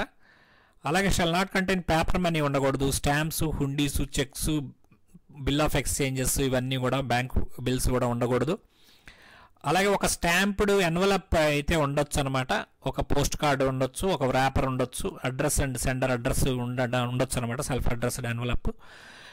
Any document contained in book post shall not be addressed to an addressee or stem from a sender other than those of the item. సెండర్కి కానీ అడ్రస్కి సంబంధం లేని వాళ్ళ కరెస్పాండెన్స్ వాళ్ళ అందులో ఉండకూడదు అనమాట. అలాగే ఒకవేళ అలా లేకపోతే కనుక all items posted as book post shall be treated as letter if the weight is up to 500 grams or parcel if the weight is more than 500 grams. 500 grams లోపు ఉంటే కనుక లెటర్ కింద ట్రీట్ చేస్తారు, లేకపోతే పార్సల్ కింద treat చేస్తారు. 500 grams దాటితే ఈ కండిషన్స్ అన్నీ కూడా వైలేట్ అవుతాయి అనమాట. ఇన్ఫ్రింజ్మెంట్ ఉంటే కనుక letter on delivery will be charged the double the deficiency అనేటువంటిది వేయడం జరుగుతుంది. అందులో పోస్టేజ్ ఏదైనా పే చేస్తే అది మినహాయించి ఇస్తారనమాట, కట్టాల్సి ఉంటుంది మినహాయించి. లిటరేచర్ ఫర్ బ్లైండ్ అంటే కనుక నార్మలే shall not contain any communication. ఇందాక చూసాం కదా, accept title, table of contents, అలాగే books and periodicals, key instructions వాటిని ఎట్లా వాడాలి అవి తప్ప మిగతా అన్నీ కూడా బ్లైండ్ వాళ్ళకి సంబంధించే ఉండాలి. Without cover or in open or cover open with both ends కానీ పోస్ట్ చేసుకోవచ్చు అనమాట. అవి ఎగ్జామిన్ చేయడానికి వీలుగా ఉండాలి. అలాగే 7 kgs అనేటువంటిది బ్లైండ్ లిటరేచర్, ఇది కామను. ఇదిగోండి మ్యాక్సిమం మినిమం డైమెన్షన్స్. అలాగే plates bearing the characters of writing sounds for the use of blind disc films, wires, ఇవన్నీ కూడా పంపించుకోవచ్చు. అలాగే no postage shall be charged for the blind literature except air mail fee తప్ప ఏది కూడా charge చేయాల్సిన అవసరం లేదు. ఎయిర్ మెయిల్ ఫీ మటుకు కట్టాలి. పోస్టేజ్ ఉండదు, రిజిస్ట్రేషన్ ఫీజు ఉండదు, అక్నాలజ్మెంట్ ఫీ కూడా ఉండదన్నమాట. అలాగే అడ్రసీస్ రెసీట్ కూడా దీనికి ఫీజు అనేటువంటిది ఉండదు. ఒకవేళ ఈ కండిషన్స్ ఏమైనా వైలేట్ చేస్తే double the postage payable on the postal item. ఏ ఐటమ్ అయితే బ్లైండ్ లిటరేచర్ కింద పంపిస్తున్నారో ఆ ఐటమ్కి ఎంత ఉంటుందో దానికి డబుల్ ది పోస్టేజ్ పంపించాలి. పీరియాడికల్ పోస్టేజ్ అంటే కనుక press and regulations of periodical యాక్ట్కి అనుగుణంగా ఉండాలి. Brought out printed and published ఇండియాలోనే ప్రింట్ అయి ఉండాలి. ప్రెస్ రెగ్యులేషన్ జనరల్ ఆఫ్ ఇండియాకి అనుగుణంగా ఉండాలి, రిజిస్టర్ అయి ఉండాలి. That a book journal including a book of journal of scientific technical and academic shall not be transmitted by periodicals. ఇవి పంపించకూడదనమాట పీరియాడికల్ కింద. No separate postal registration shall be required for transmission of periodicals by post. ఇది important. మనకి registered news పేపర్స్కి registration చేయాలి, కానీ పీరియాడికల్కి అవసరం లేదనేది గుర్తుపెట్టుకోవాలి. అలాగే periodical shall bear in print on any convenient place either in the first or last page. First page కానీ లాస్ట్ పేజ్లో కానీ ఈ యొక్క press registrar of general of India సూపర్స్క్రిప్షన్తో ఉండాలన్నమాట. ఈ కండిషన్స్ని ఏమైనా వైలేట్ చేస్తే కనుక ఇది charged as book post item కింద ఛార్జ్ చేస్తారు పీరియాడికల్ని. అలాగే పోస్టేజ్ ఏదైనా కట్ ఉంటే దాన్ని, అంటే డెఫిషియన్సీ ఏదైనా కట్ ఉంటే కనుక అది తగ్గిస్తారనమాట. అలాగే రిజిస్టర్డ్ న్యూస్ పేపర్స్ వచ్చేసరికి press registration of periodical act ఉండాలి. ఇది కూడా సేమ్ ఇందాకలాగానే ఇండియా పబ్లిష్ అయి ఉండాలి. Registered general of India, press registered general of India, అలాగే ప్రెస్ రిజిస్ట్రేషన్ పీరియాడికల్స్ యాక్ట్ ప్రకారం ఉండాలన్నమాట. అలాగే పార్సల్ పోస్ట్ వచ్చేసరికి మోర్ దాన్ 500 grams ఉంటే పార్సల్ పోస్ట్ చేసుకోవచ్చు. అలాగే 100 mm in roll form, sum and length of the twice the diameter of 170 mm ఉండాలి. 140/99 mm అనేది roll form, other than roll form. Important ఏంటంటే length does not exceed 1.5 mm. Length and girth combined L+G వచ్చేసరికి less than 3 meters ఉండాలి. Weight అనేటువంటిది important అండి. Not exceeding 35 kgs or volumetric weight as defined. 35 kgs అనేది పెంచడం జరిగిందనమాట. ఇదివరకు 20 kgs ఉండేది. అలాగే provided that the item is not a letter item as defined in regulation shall be declared merchandise. ఒకవేళ లెటర్ కాకపోతే మెర్కండైజ్ కింద అయితే పార్సల్ పోస్ట్లో పంపించుకోవచ్చు. ఇండియా పోస్ట్ పార్సల్ అనేటువంటిది పోస్ట్లో పంపించుకోవచ్చు, విండోలో ఇవ్వచ్చు అనమాట డెలివరీకి, బుకింగ్కి. India post parcel shall ordinarily be transmitted by సర్ఫేసే పంపిస్తారు. ఇండియా పోస్ట్ పార్సల్ అంటే రిజిస్టర్డ్ పార్సల్ కానీ ఆర్డినరీ పార్సల్ అని పాత కాలంలో మాటలు అనమాట. అది ఇప్పుడు ఇండియా పోస్ట్ పార్సల్ అని సింగిల్గా చేయడం జరిగింది. ఏదన్నా కాంట్రవెన్షన్ ఆఫ్ రూల్స్ ఉంటే కనుక అది ఆపేస్తారు, నియరెస్ట్ పోస్ట్ ఆఫీస్కి పంపిస్తారనమాట. పార్సల్లో ఏదన్నా పెట్టకూడదు పంపిస్తే. లాజిస్టిక్ పోస్ట్ అనేటువంటి circle heads will authorise to specify administrative instructions from time to time. Logistic post సంబంధించిన ఇన్స్ట్రక్షన్స్ అన్ని సర్కిల్ హెడ్ ఇష్యూ చేస్తారు. ఓకే. అలాగే స్పీడ్ పోస్ట్ వచ్చేసరికి speed post document, speed post parcel అనేటువంటి 2 క్లాసెస్గా డివైడ్ చేయడం జరిగింది. అలాగే every speed post document shall be transmitted by air ద్వారానే స్పీడ్ పోస్ట్ డాక్యుమెంట్ పంపిస్తారు. ఫాస్టర్ దాన్ ఎయిర్ ట్రాన్స్మిషన్ ఏదన్నా స్పీడ్గా ఇంకా తక్కువలో వెళ్ళేది ఏదన్నా ఒకవేళ ఉంటే దాని ద్వారానే పంపిస్తారు. దీనిలో కూడా not exceed 500 grams in volumetric weight అనమాట. డాక్యుమెంట్ కాబట్టి లెస్ దాన్ 500.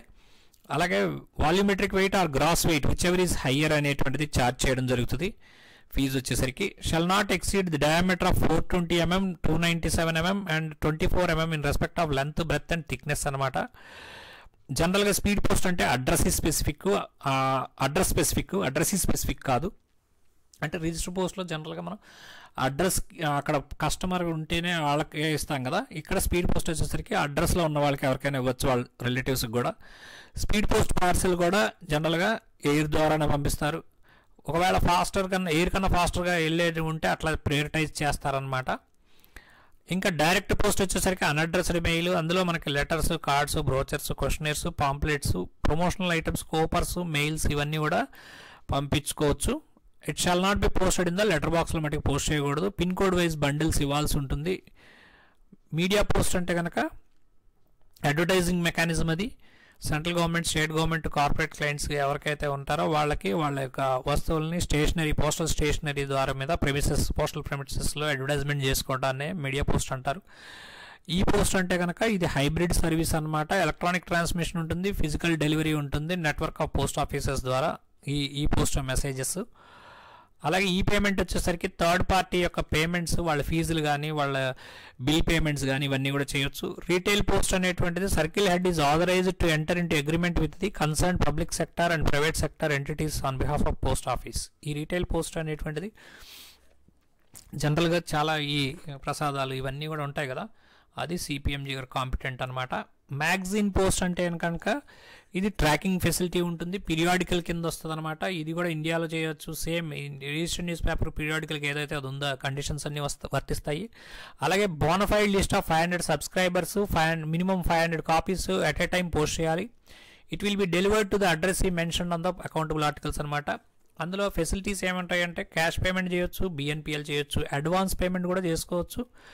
అలాగే ఏదన్నా ఇన్ఫ్రింజ్మెంట్ ఈ కండిషన్స్కి వైలేట్ చేస్తే కనుక it shall be treated and charged as speed post item కింద ఛార్జ్ చేస్తారనమాట. ఇది గుర్తుపెట్టుకోవాలి. మ్యాగజైన్ పోస్ట్ కనుక ఇన్ఫ్రింజ్మెంట్ కండిషన్స్ ఉన్నాయి కదా, ఈ వీటిలో ఏదైనా వైలేట్ చేస్తే అది స్పీడ్ పోస్ట్ కింద రేట్స్ ఛార్జ్ చేస్తారు.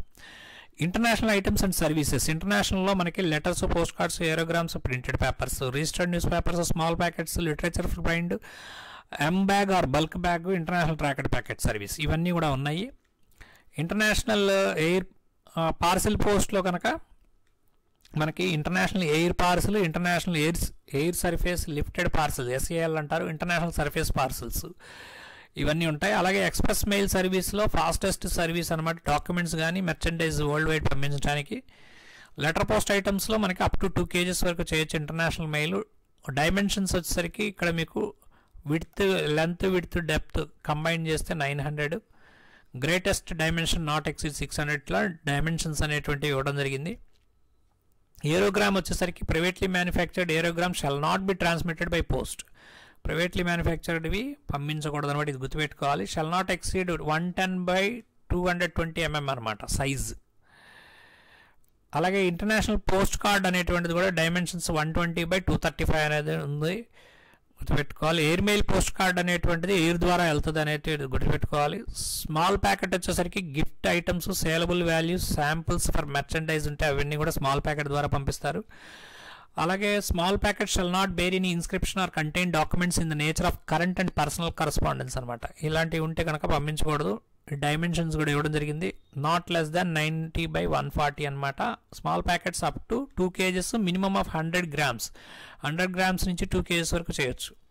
ప్రింటెడ్ పేపర్స్ వచ్చేసరికి it will contain only newspapers ఉంటాయి, వాటిని ప్రింటెడ్ పేపర్ కింద పంపించవచ్చు. Up to 2 kgs, minimum weight వచ్చేసరికి 20 grams అనమాట. బల్క్ బ్యాగ్ అనేటువంటిది special bags containing printed papers, newspapers, periodicals, books, similar printed documentations for the same address at the same address marked with the inscription M, intended for transmission to or from the addressees or senders in the foreign countries. Foreign కంట్రీస్లో ఒకే address నుంచి బల్క్గా ఇట్లాంటి registered news papers కానీ printed papers కానీ periodicals కానీ books కానీ పంపిస్తుంటే అప్పుడు bulk bag వాడుకోవచ్చు. అది 30 kgs వరకు మ్యాక్సిమం అలౌ చేస్తారు. CN22 కానీ 23 కానీ పెట్టాలి. CN22 అనేది 300 SDR లోపు ఉంటే, CN23 అంటే 300 కానీ 300 అబోవ్ కానీ ఉంటే కనుక CN23 పెట్టాలి. అది కస్టమ్స్ డాక్యుమెంట్ అనమాట. ఎంబ్యాగ్కి రెక్టాంగులర్ అడ్రస్ లేబుల్ అనేటువంటిది ఉండాలి. Shall not measure more than 90/140 అనమాట.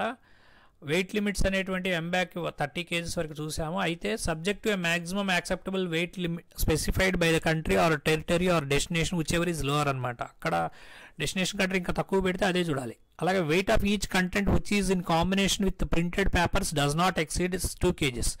ప్రింటెడ్ పేపర్స్ లోపల మళ్ళీ 2 kgs ప్రింటెడ్ పేపర్స్కి ఆ అప్పర్ సీలింగ్ లిమిట్ 2 kgs కాబట్టి అందులో ఎంబ్యాగ్లో ఎక్కువ పెట్టడానికి కుదరదు అనేది చెప్తున్నారు. Literature for బ్రైండ్ 7 kgs. Surface air lift కానీ ఎయిర్ సర్చార్జ్ పే చేస్తే అది కానీ ఇస్తారనమాట. ITPS అనేటువంటిది సర్కిల్ హెడ్ ఆథరైజ్ చేస్తారు, ఎక్కడి నుంచి ఎక్కడికి బుక్ చేయొచ్చు అనేటువంటిది. Maximum wait 2 kgs. అలాగే లెంత్ విడ్త్ డెప్త్ వచ్చేసరికి 90 centimeters ఉండకూడదు. లార్జెస్ట్ డైమెన్షన్ 60 మించి ఉండకూడదు. పార్సిల్ పోస్ట్లో ఇంటర్నేషనల్లో డాక్యుమెంట్స్ మెర్చండైజ్ అనేటువంటివి ఉంటుంది. 20 kilos వరకు అలా యాక్సెప్ట్ చేస్తారు. మనకి ఇండియాలో 35 అయిపోయింది కదా ఇప్పుడు. అలాగే not exceed 1.5 meter 3 meters from the for the sum of length and greater circumstances measured in the direction other than the length. అలాగే no international parcel shall be smaller than 90/140, ఇది కామన్గా ఉంటుంది. అలాగే ఇంటర్నేషనల్ స్పీడ్ పోస్ట్ వచ్చేసరికి EMS అంటారు గ్లోబల్గా. Alphabetical, numeral, technical form that which are not dutiable or saleable ఉంటే కనుక డాక్యుమెంట్స్ అనేటువంటివి పంపిస్తారనమాట. మర్కండైజ్ అంటే ఆర్టికల్స్ కానీ అందులో వస్తువులు, బట్టలు కావచ్చు, ఇవన్నీ కూడా. ఇన్సూరెన్స్ ఈజ్ నాట్ కంపల్సరీ దానికి, మర్చండైజ్కి. వస్తువులు అనమాట బేసిక్గా చెప్పాలంటే. అలాగే 35 kgs అనేటువంటిది maximum. Shall not exceed 1.5 meter for any one dimension, 3 meters from the sum of length and greater circumstances measured in one direction of the length other than length. Precious stones, metals, ఇందాక చూసాం coins, ఇవన్నీ కూడా not exceeding 1 lakh అనమాట. Insurance అనేటువంటిది express mile సర్వీస్కి కానీ ఇవన్నిటికీ 1 lakh మించి చేయడానికి లేదు డొమెస్టిక్లో కానీ, అది ఫారిన్కి. బుకింగ్ వచ్చేసరికి postage, special fee, air surcharge may be refunded to sender in the event of suspension of service. ఏదైనా కారణాల వల్ల ఒక ఇంటర్నేషనల్కి వెళ్ళాల్సినటువంటి ఆర్టికల్ అక్కడ సస్పెండ్ అయింది, లేదా అక్కడ యుక్రెయిన్లో యుద్ధం వచ్చింది, అక్కడికి ఆపేశారంటే కనుక అప్పుడు అతనికి, కస్టమర్కి అతని దగ్గర వసూలు చేసిన postage, special fee, air fees, 3 కూడా ఇచ్చేస్తారు. అది గుర్తుపెట్టుకోవాలి. ఎలక్ట్రానిక్ అడ్వాన్స్ డేటా, జనరల్గా ఒక ఆర్టికల్ బుక్ చేస్తున్నప్పుడు బల్క్లో import, customs and security based requirements ఉంటే ఎలక్ట్రానిక్ అడ్వాన్స్ డేటా అనేటువంటిది కలెక్ట్ చేసి ఇస్తారన్నమాట. CN 22-23 గురించి చెప్పడం జరిగింది. ఈకేవైసీ కూడా ఉండాలి. Letters, post cards printed other than books, letter post items containing correspondence for blind which are not subject to customs duties shall be exempted from advance data. Electronic advance data అనేటువంటిది, EAD అనేటువంటిది దేనికి అవసరం లేదు, literature for blind వాటికి, అలాగే customs duty లేని వాటికి ఇవ్వచ్చు అనమాట. అలాగే ఎలక్ట్రానిక్ డేటా అనేది ఇలా ఉంటుంది. ఏమిటంటే కన్సైమర్ నేము, అడ్రస్, అంటే సెండరు నేమ్ అండ్ అడ్రస్, అలాగే చేర్చుకునేవాడి నేమ్ అండ్ అడ్రస్, తర్వాత number of packets, gross weight, merchandise briefing, అలాగే దానిలో ఏముందనేది చెప్పాలన్నమాట. కార్గో డిస్క్రిప్షన్, ఐడెంటిఫైయర్, ఎవరు ఐడెంటిఫై చేస్తారు, అవన్నీ కూడా చెప్పాల్సి ఉంటుంది. ట్రాక్ అండ్ ట్రేకర్స్ అనేటువంటిది అన్నిటికీ, సర్వీసెస్ అన్నిటికీ ఉంటుంది. ఐటమ్ లెవెల్ ఉంటుంది, రిసెప్టబుల్ లెవెల్, ఎయిర్లైన్స్ లెవెల్లో ఈ యొక్క ట్రాక్ అండ్ ట్రేస్ ఉంటుంది. Register letter items, the service is not available for some destination. కొన్ని డెస్టినేషన్స్కి ఈ యొక్క ట్రాక్ అండ్ ట్రేస్ అనేది ఫారిన్ కంట్రీస్కి లేదు. ఫెయిల్యూర్ టు టేక్ డెలివరీ, వారం రోజుల్లో కనుక తీసుకోకపోతే కనుక వాటి మీద 8వ రోజు నుంచి డెమరేజ్ ఛార్జెస్ పడతాయి అనేటువంటిది గుర్తుపెట్టుకోవాలి. అడ్రస్, ఇంటర్నేషనల్ ప్యాకెట్ కానీ, స్మాల్ ప్యాకెట్ కానీ, ఇన్సూరెన్స్ కానీ 500 grams దాటేసి ఉంటే కనుక, అవి డెలివరీ తీసుకోకపోతే కనుక అప్పుడు డెమరేజ్ ఛార్జెస్ అనేది 8వ రోజు నుంచి 500 grams దాటిన వాటికి పడుతుంది. If the address of international postage ఎస్టెంటేకి ఇచ్చారు, డెలివరీ వారం రోజు పెట్టుకున్నారు, వారం రోజులు లోపు డెలివరీ తీసుకోలేదంటే కనుక 8th day నుంచి డెమరేజ్ పోస్టేజ్ ఎస్టెంటే వాటికి కూడా పడుతుంది. సిమిలర్లీ దీనికి కూడా పోస్టేజ్ ఎస్టెంటే వాటికి ఈ ప్యాకెట్, స్మాల్ ప్యాకెట్ ఇన్సూరెన్స్ అయితే 500 grams దాటితే 8వ రోజు నుంచి పడుతుంది అనమాట. Universal postal service, mail services universal postal service ప్రకారము డొమెస్టిక్లో ఈ 8 ఐటమ్స్ ఉంటాయండి, గుర్తుపెట్టుకోవాలి. Letter, letter card, book post, periodical post, registered news paper, literature for blind, India post parcel, post card. ఈ కింది వాటిలో ఏది service which is the following is not a service of India post in under domestic అని అడిగితే వీటిల్లోనే చెప్పాలి మనం. అలాగే ఇంటర్నేషనల్లో కూడా 8 ఉన్నాయి, డొమెస్టిక్లో 8, ఇంటర్నేషనల్ 8, అవి కూడా తెలుసుకోవాలి. అఫీషియల్ కరస్పాండెన్స్ అనేటువంటిది పోస్ట్ ఆఫీసర్స్కి, ఆడిట్ ఆఫీసర్స్కి ఫ్రీ ఆఫ్ ఛార్జ్ పంపిస్తారన్నమాట, అంటే డిపార్ట్మెంట్లో on postal service. Insured postal సర్వీస్లో కూడా పంపించుకోవచ్చు, వాటికి ఇంట్రెన్సిక్ వాల్యూ ఉంటే పంపిస్తారన్నమాట. అలాగే సర్వీస్ బుక్స్ కానీ వాటిని కూడా ఏపీ అపార్ ఫైల్ని, అంటే దానిలో మొత్తం ఆ పర్టికులర్ పర్సన్కి సంబంధించినటువంటి అపార్ ఫైల్ అంతా ఉంటే కనుక అదంతా, అలాగే అఫీషియల్ ఫైల్స్ ఉంటే వాటిని ఇన్సూర్ చేయొచ్చు. ఇన్వెస్టిగేషన్ సంబంధించి అయితే ఇన్సూర్ చేయొచ్చు. ఏదైనా ఇంపార్టెంట్ అనిపిస్తే వాటిని కూడా ఇన్సూర్ చేయొచ్చు. రిజిస్టర్ ఏం చేయాలంటే ఓన్లీ ఒక అపార్ పంపిస్తున్నారు పర్సన్, అలాంటివి ఇంపార్టెంట్ అఫీషియల్ డాక్యుమెంట్స్, అలాగే ఛార్జ్ షీట్స్ కానీ అలాంటి ఏదైనా ఇంపార్టెంట్ అనుకున్నవి పంపించవచ్చు. On postal service shawl not be available for the posted items under speed పోస్ట్లో కనుక ఫ్రీగా పంపించడానికి అయితే లేదు. ఇది గుర్తుపెట్టుకోవాలి. పోస్టల్ బ్యాలెట్ పంపించుకోవచ్చు. అలాగే డొమెస్టిక్ ఐటమ్స్లో వాల్యూ ఐడెడ్ ఐటమ్స్ అనేటువంటివి no fee shall be charge for registration of blind literature చేయొచ్చు. అడ్రస్ ఇస్ స్పెసిఫిక్ అనేది మనకు తెలుసు కదా. అలాగే నో సచ్ రిజిస్టర్ అంటే address is specific. No such item shall be accepted for registration where the item is insured or is intended for to be insured for any sum. అది okay. Registration, insure చేయాల్సిన వస్తువుని రిజిస్ట్రేషన్కి తీసుకోకూడదు. ఖచ్చితంగా insurance చేయాలి. Any accountable item shall B insured for the value not exceeding 1 lakh. ఇది 1 lakh అనేది ceiling ఉంది కదా. Currency of bank notes dispatched by insured post shall not value exceed 25,000.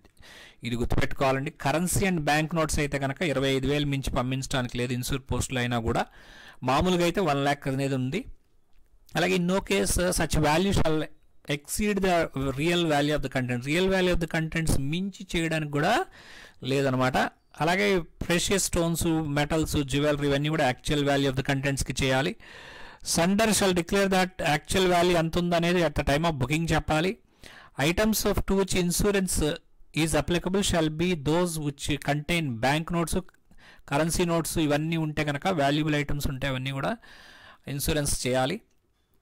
Deeds, plans, contracts, autographs, rare manuscripts ఇవన్నీ ఉంటే కనుక వాటి యొక్క preparation cost వల్ల ఉంటే వాటిని ఇన్సూరెన్స్ చేసుకోవచ్చు. కానీ ఎంతకు చేయాలి ఇన్సూరెన్స్ అంటే it should not exceed the cost of replacing them in case of loss limited to the maximum limit of post office.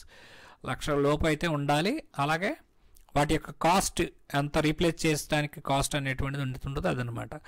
అలాగే యాక్ట్స్ ఆఫ్ గాడ్కి రిస్క్ అనేటువంటిది, ఇన్సూరెన్స్ కవర్ రిస్క్ అనేటువంటిది కొన్ని చోట్ల ఉండదు.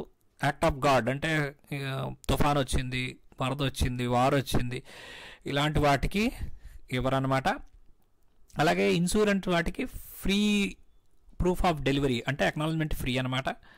Proof of delivery does not reach the sender of the registered item, the certificate of delivery shall be issued by post master. ఒకవేళ acknowledgement అందకపోతే post master certificate అనేటువంటిది ఇవ్వచ్చు అనమాట కస్టమర్ అడిగితే ఎలక్ట్రానిక్ ఫామ్లో.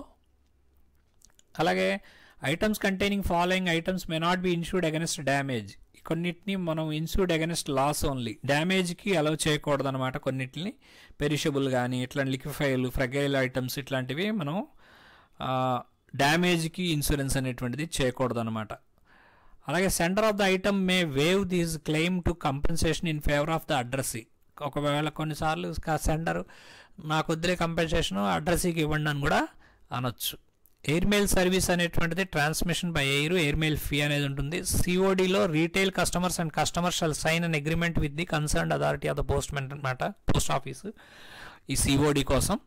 అలాగే insurance of cash on delivery items may be availed అనేటువంటిది insurance కూడా చేసుకోవచ్చు. No fee shall be charged for blind literature item of proof of డెలివరీకి కూడా ఉండదన్నమాట. అక్నాలజ్మెంట్కి కూడా బ్లైండ్ లిటరేచర్ ప్యాకెట్లో అక్నాలజ్మెంట్ కూడా ఫ్రీ. ఇంటర్నేషనల్ ఐటమ్స్లో letters, post cards, small packets, printed papers, aerogrammes, literature blind ఇవన్నీ కూడా రిజిస్టర్ చేసుకోవచ్చు. అలాగే postage or fee shall be charged for registration అనేటువంటిది ఇన్ ఎడిషన్గా వీటికి ఉంటుందన్నమాట. No fee shall be payable for registration for blind literature ప్యాకెట్కి అయితే ఉండదు.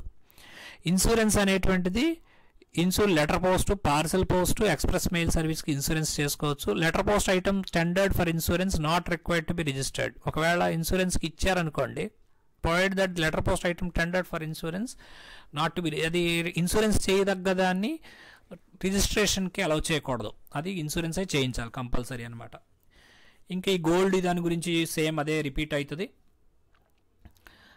ఆ ఇన్సూరెన్స్ ఫీ ఫర్ ఇన్సూరెన్స్ అనేటువంటిది డెలివర్డ్ టు ది అడ్రస్ ఈ subject to payment of insurance fee. ఒకవేళ అన్ఇన్సూర్డ్ ఆర్టికల్ ఏదైనా ఇంటర్నేషనల్ ఆర్టికల్ అందులో ఇన్సూరెన్స్ చేయదగ్గది కనుక పంపించారని తెలిస్తే అప్పుడు ఆ ఇన్సూరెన్స్ ఫీజు కట్టాల్సి ఉంటుందన్నమాట. కస్టమ్స్ అథారిటీస్ వాల్యూ అసెస్ చేసింది కానీ ఇన్సూరెన్స్ ఫీ కానీ which ever is high pay చేయాల్సి ఉంటుంది. ఒకవేళ అతను కనుక కట్టను అంటే కనుక రిటర్న్ టు సెండర్ చేసేస్తారు. అలాగే redirection or returned in international item, మన ఇంటర్నేషనల్ ఐటమ్ పార్సల్ కనుక ఇన్సూర్డ్ కనుక రీడైరెక్షన్ కానీ return as undeliverable in India అయితే కనుక ఫ్రెష్ ఇన్సూరెన్స్ ఫీజు అనేటువంటిది తీసుకుంటారు. అలాగే పోస్టేజ్ డ్యూ అయితే ఎట్లా ఉందో అట్లా తీసుకుంటారు అనమాట.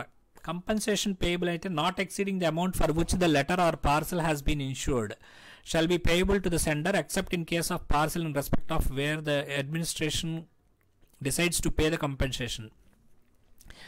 అక్కడ పార్సల్కి కానీ లెటర్కి కానీ ఎంతకైతే ఇన్సూర్ చేశారో అంతకు మించి అంతకు లిమిట్ చేసే ఇస్తారనమాట. కంపెన్సేషన్ అనేటువంటిది కొన్నిసార్లు ఎవరైనా ప్రెజన్ ఆఫ్ వార్కి పంపించిన, అలాగే సివిల్ ఇంటర్నీకి పంపించిన ఇలాంటివన్నిటినీ కూడా ఇవ్వరనమాట. అలాగే abstraction or damage did not take place after delivery, the compensation shall be payable to the sender and no claim for payment of compensation shall be entertained. అది కనుక డెలివరీ అబ్స్ట్రాక్షన్ కానీ damage కానీ delivery అయిన తర్వాత జరిగితే కనుక సెండర్కే ఇస్తారు కానీ అడ్రస్కి ఇవ్వరు అనమాట.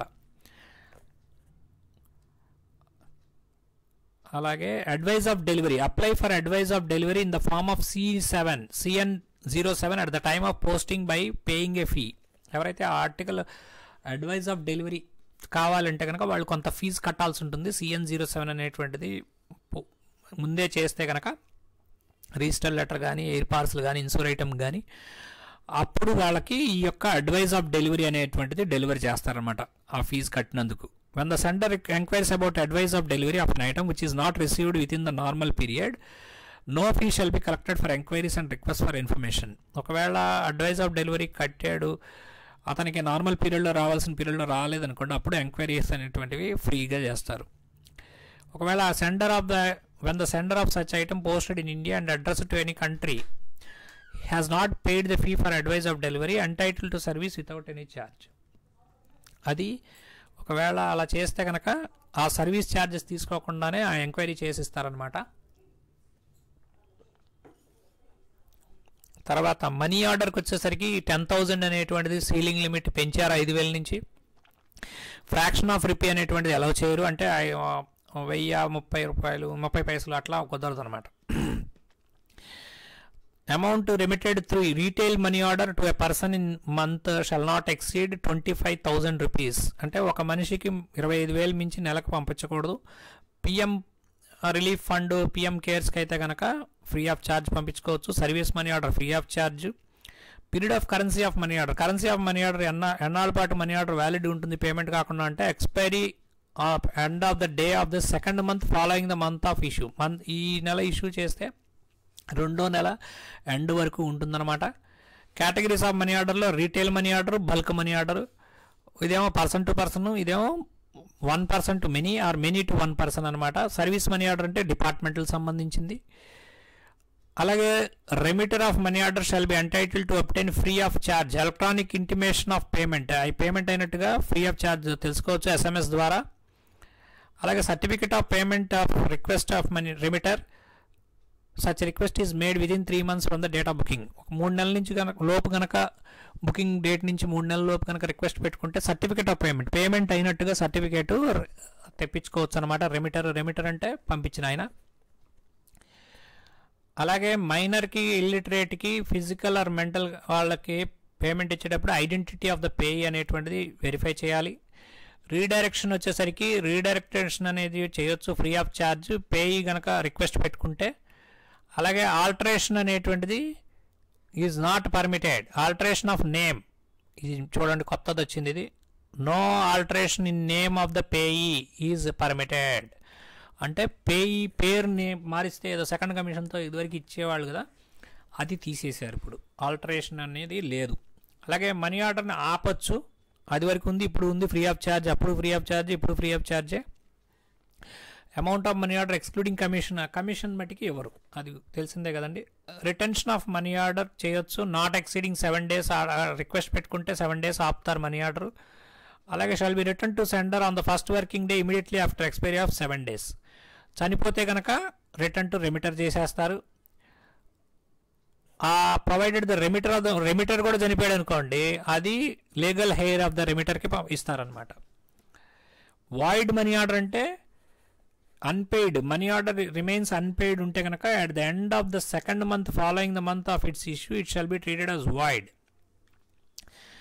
ఫీచర్ అనేటువంటిది మనీ ఆర్డర్ అమౌంట్. ఆ మనీ ఆర్డర్ అమౌంట్ డిపార్ట్మెంట్కి కలిపేసుకునేది ఎప్పుడంటే కనుక మనీ ఆర్డర్ అన్పెయిడ్ 3 years కనుక అన్పెయిడ్గా ఉంటే కనుక forfeited after expiry of such period the amount of value treated as revenue to the గవర్నమెంట్కి రెవెన్యూ కింద 3 ఏళ్ళు దాటితే చూపిస్తారు. ఈ 3 ఏళ్ళు ఇంపార్టెంట్. అలాగే second month following the month of issue అనేటువంటిది వాయిడ్ అనేది గుర్తుపెట్టుకోవాలి. సస్పెన్షన్ ఆఫ్ సర్వీస్, ఏదైనా మనీ ఆర్డర్ సర్వీస్ సస్పెండ్ చేసే అధికారం సర్కిల్ హెడ్కి ఉంది. ఇప్పుడు ఇండియన్ పోస్టల్ ఆర్డర్స్ 10, 20, 50, 100 అని చూసాము.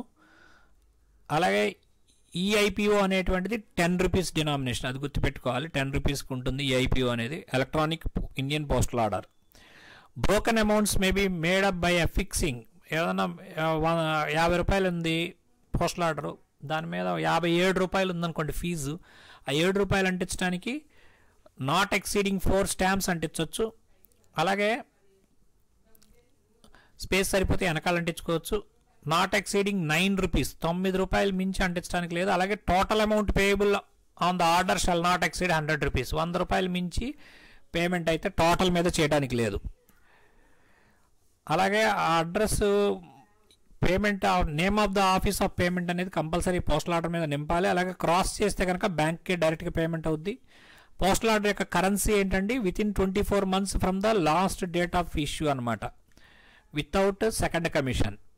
24 నెలల లోపు ప్రజెంట్ చేస్తే కనుక పోస్టల్ ఆర్డర్ వాళ్ళు ఇష్యూ చేశారు, ఇంకా 24 నెలలు 2 ఏళ్ల లోపు కనుక ప్రజెంట్ చేస్తే సెకండ్ కమిషన్ ఏం పడకుండా అతనికి పేమెంట్ ఇవ్వచ్చు.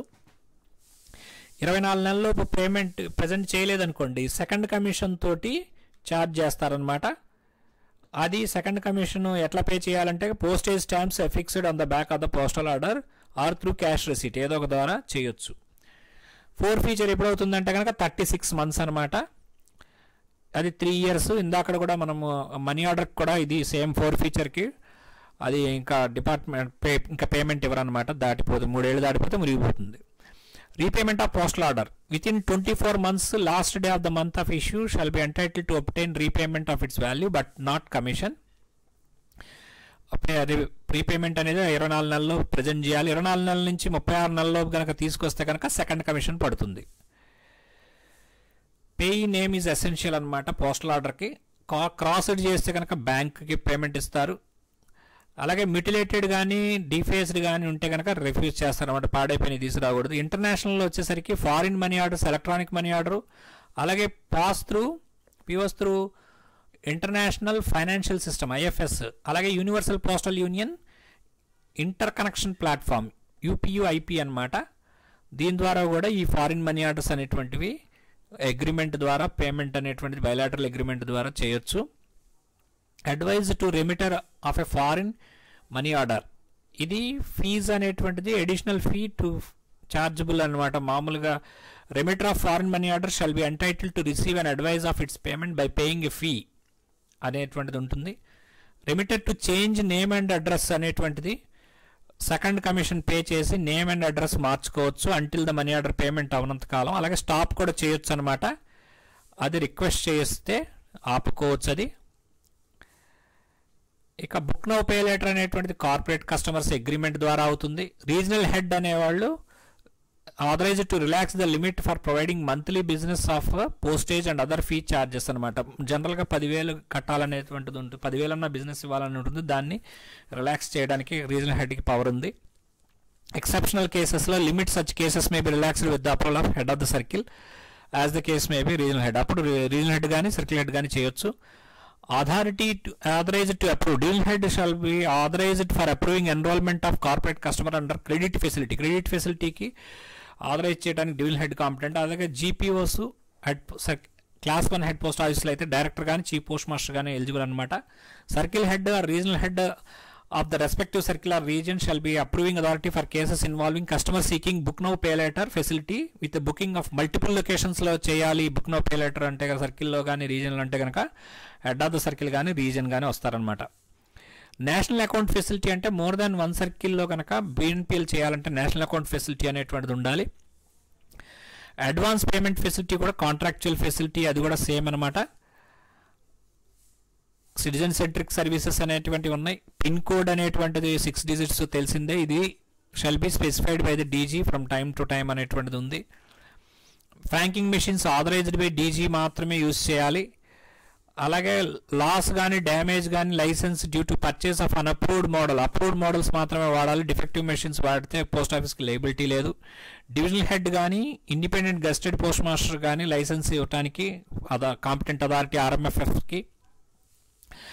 అలాగే ఇష్యూ చేయడానికి రెన్యూ, సస్పెండ్, క్యాన్సిల్ చేయడానికి కూడా డివిజనల్ హెడ్ కాంపిటెంట్ అనమాట. He reserves the right to refuse issue of renewal చేయడానికి కూడా రిఫ్యూజ్ చేయొచ్చు, ఆ రైట్ ఉంటుంది.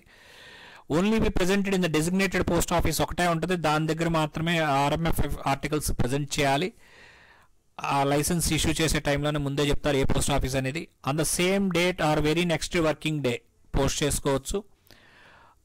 అలాగే లైసెన్సింగ్ అథారిటీ ఎవరైతే డివిజన్ హెడ్ ఉన్నారో వాళ్ళు రిలాక్స్ చేయొచ్చు అనమాట. ప్రజెంటేషన్ అనేటువంటిది రీజన్స్ ఏమన్నా ఉంటే కనుక రైటింగ్లో ఇచ్చి ఇవాళ కాదు రేపైనా చేసుకోవచ్చు అనేది ఆయన ఇవ్వచ్చు. పిఎల్ఐ వచ్చేసరికి డీజీ పోస్ట్ తోటి ఉంటుందన్నమాట. పవర్స్ అని కూడా అడ్మినిస్ట్రేటివ్ పవర్స్, ఇన్సూరెన్స్ సర్వీసెస్ సంబంధించి ఇవన్నీ కూడా ఫండ్స్ సంబంధించి అంతా కూడా డీజీ తోటి ఉంటుంది. Policy matters of insurance services including life insurance or any insurance shall be decided by the DG post. Financial services అన్నీ కూడా డైరెక్టర్ జనరల్ అకార్డెన్స్ జరుగుతుంది. ఇది మొత్తం మీద సబ్జెక్ట్ అండి. ఇక మీకు టేబుల్స్ ఉన్నాయి, ఇవన్నీ కూడా రేట్స్ ఉన్నాయి అనమాట. బుక్ పోస్ట్ 4, 3 50 గ్రామ్స్కి, తర్వాత 3 పీరియాడికల్ పోస్ట్కి రేట్స్ ఇవి. Blind literature packets exempted from postage. Registered news papers 25 పైసా, 50 పైసా, 20 పైసా అనమాట 50 గ్రామ్స్కి. తర్వాత 50 to 100, 100 తర్వాత ఉన్న ప్రతి 100 గ్రామ్స్కి. అలాగే ఎయిర్ మెయిల్ ఫీ ₹2 ఫస్ట్ గ్రామ్కి, తర్వాత ₹1. పార్సల్కి 36.16 అనమాట ఇండియా పోస్ట్ పార్సల్. అలాగే ఇక్కడ మెయిన్ ఇంపార్టెంట్, ఇది చాలా కొత్త చేంజ్ అనమాట. ఇండియా పోస్ట్ పార్సల్ కాంట్రాక్చువల్కి చాలా చేంజెస్ ఇచ్చారు. లోకల్లో అయితే ₹45 2 కిలోస్ లోపు, additional 1 kilo up to 5 kilos అంటే 2+1 ఉంటే కనుక ఇది 3 కిలోస్కి అయితే 45 + 12, అలాగే 4 కిలోస్ అయితే 45 + 24 అవుతుంది. అట్లా అనమాట. Additional 1 kilo above 5 kilos, 5 kilos పైన ఉంటే కనుక ఇంకొక ₹14 పర్ కిలో యాడ్ చేసుకుంటూ పోవాలి. అది లోకల్కి. విత్ ఇన్ ద స్టేట్ లోపు ఎక్కడికైనా కూడా 80, తర్వాత 20, 22 కలపాలి. నేబరింగ్ స్టేట్ చుట్టుపక్కల ఆనుకుని ఉన్న స్టేట్స్ అయితే కనుక మనకి ఏపీకి సంబంధించి 6-7 స్టేట్స్ ఉన్నాయి కదా, ఆనుకున్న స్టేట్స్ వాటికి 100. అదర్ స్టేట్స్ అంటే ఆనుకున్నవి కాకుండా మిగతా అన్నిటికీ కొంచెం దూరం ఉన్నాయి అవన్నిటికీ కూడా అది. మెట్రో టు స్టేట్ క్యాపిటల్ ఉంటే కనుక ఈ rates, national capital NCR Delhi ఆర్ట్ దగ్గర అయితే ఈ రేట్స్ అనమాట. ఇది speed post document and parcel rates. ఇవి అంతకుముందు రేట్స్ ఏమన్నట్టున్నాయి. కంపెన్సేషన్కి సంబంధించి స్పీడ్ పోస్ట్ డాక్యుమెంట్కి అయితే కనుక speed post charges paid. Speed post domestic అయితే కనుక ₹1000 కానీ, double the amount of speed post which ever is less అనమాట. రిజిస్టర్డ్కి అయితే 100 కానీ, యాక్చువల్ వాల్యూ కానీ. రికాల్కి అయితే ₹6. డొమెస్టిక్ ఎన్వలప్ ఇవ్వండి, ఇవన్నీ రేట్స్ మామూలే. పోస్ట్ బాక్స్, పోస్ట్ బ్యాగ్ మారలేదు. డైరెక్ట్ పోస్ట్ మారలేదు. మీడియా పోస్ట్ కూడా ఏం పెద్ద చేంజెస్ ఏం లేవు. ఈ పోస్ట్ కూడా చేంజెస్ ఏం లేవు. మ్యాగజైన్ పోస్ట్ వచ్చేసరికి ₹12, తర్వాత అప్ టు 200 గ్రామ్స్, 100 గ్రామ్స్ తర్వాత ఉన్నటికి ₹3. అదే కనుక మున్సిపల్ ఏరియా అయితే కనుక ₹8 అనమాట. అవుట్ సైడ్ మున్సిపల్ ఏరియా అయితే ₹12. అలాగే ఇవి లెటర్స్ ఫారిన్ కంట్రీస్, ఈ ఫారిన్ వాటికనమాట. ఏరోగ్రామ్కి వచ్చేసరికి మనకి ₹20 అని గుర్తుపెట్టుకోవాలి. Air mail post card Pakistan, Nepal, Bangladesh, Bhutan అయితే 10, ఇది అయితే అదర్ కంట్రీస్ అయితే 15. ఇవి గుర్తుపెట్టుకోవాలి.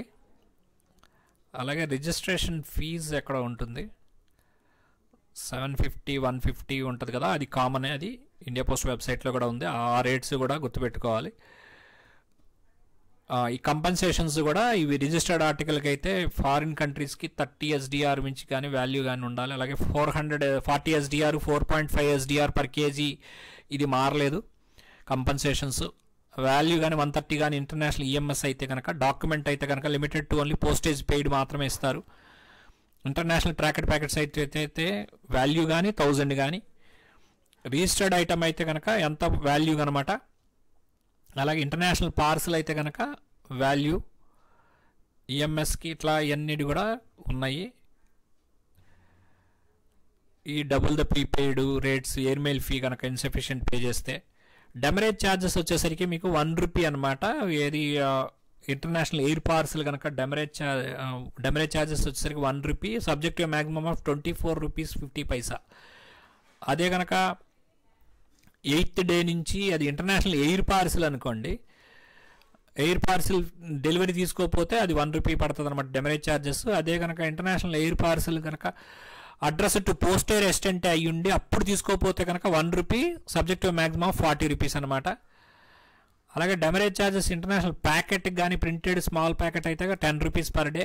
అలాగే ఇవన్నీ కూడా పోస్టే రెసిడెంట్కి అడ్రస్ చేసినటువంటి వాటికి ఇంటర్నేషనల్ ప్యాకెట్ ఇవన్నీ అయితే ₹10 పర్ డే అనమాట. Customs clearance, letter packet, insured items ఇవన్నిటికీ కూడా ₹30.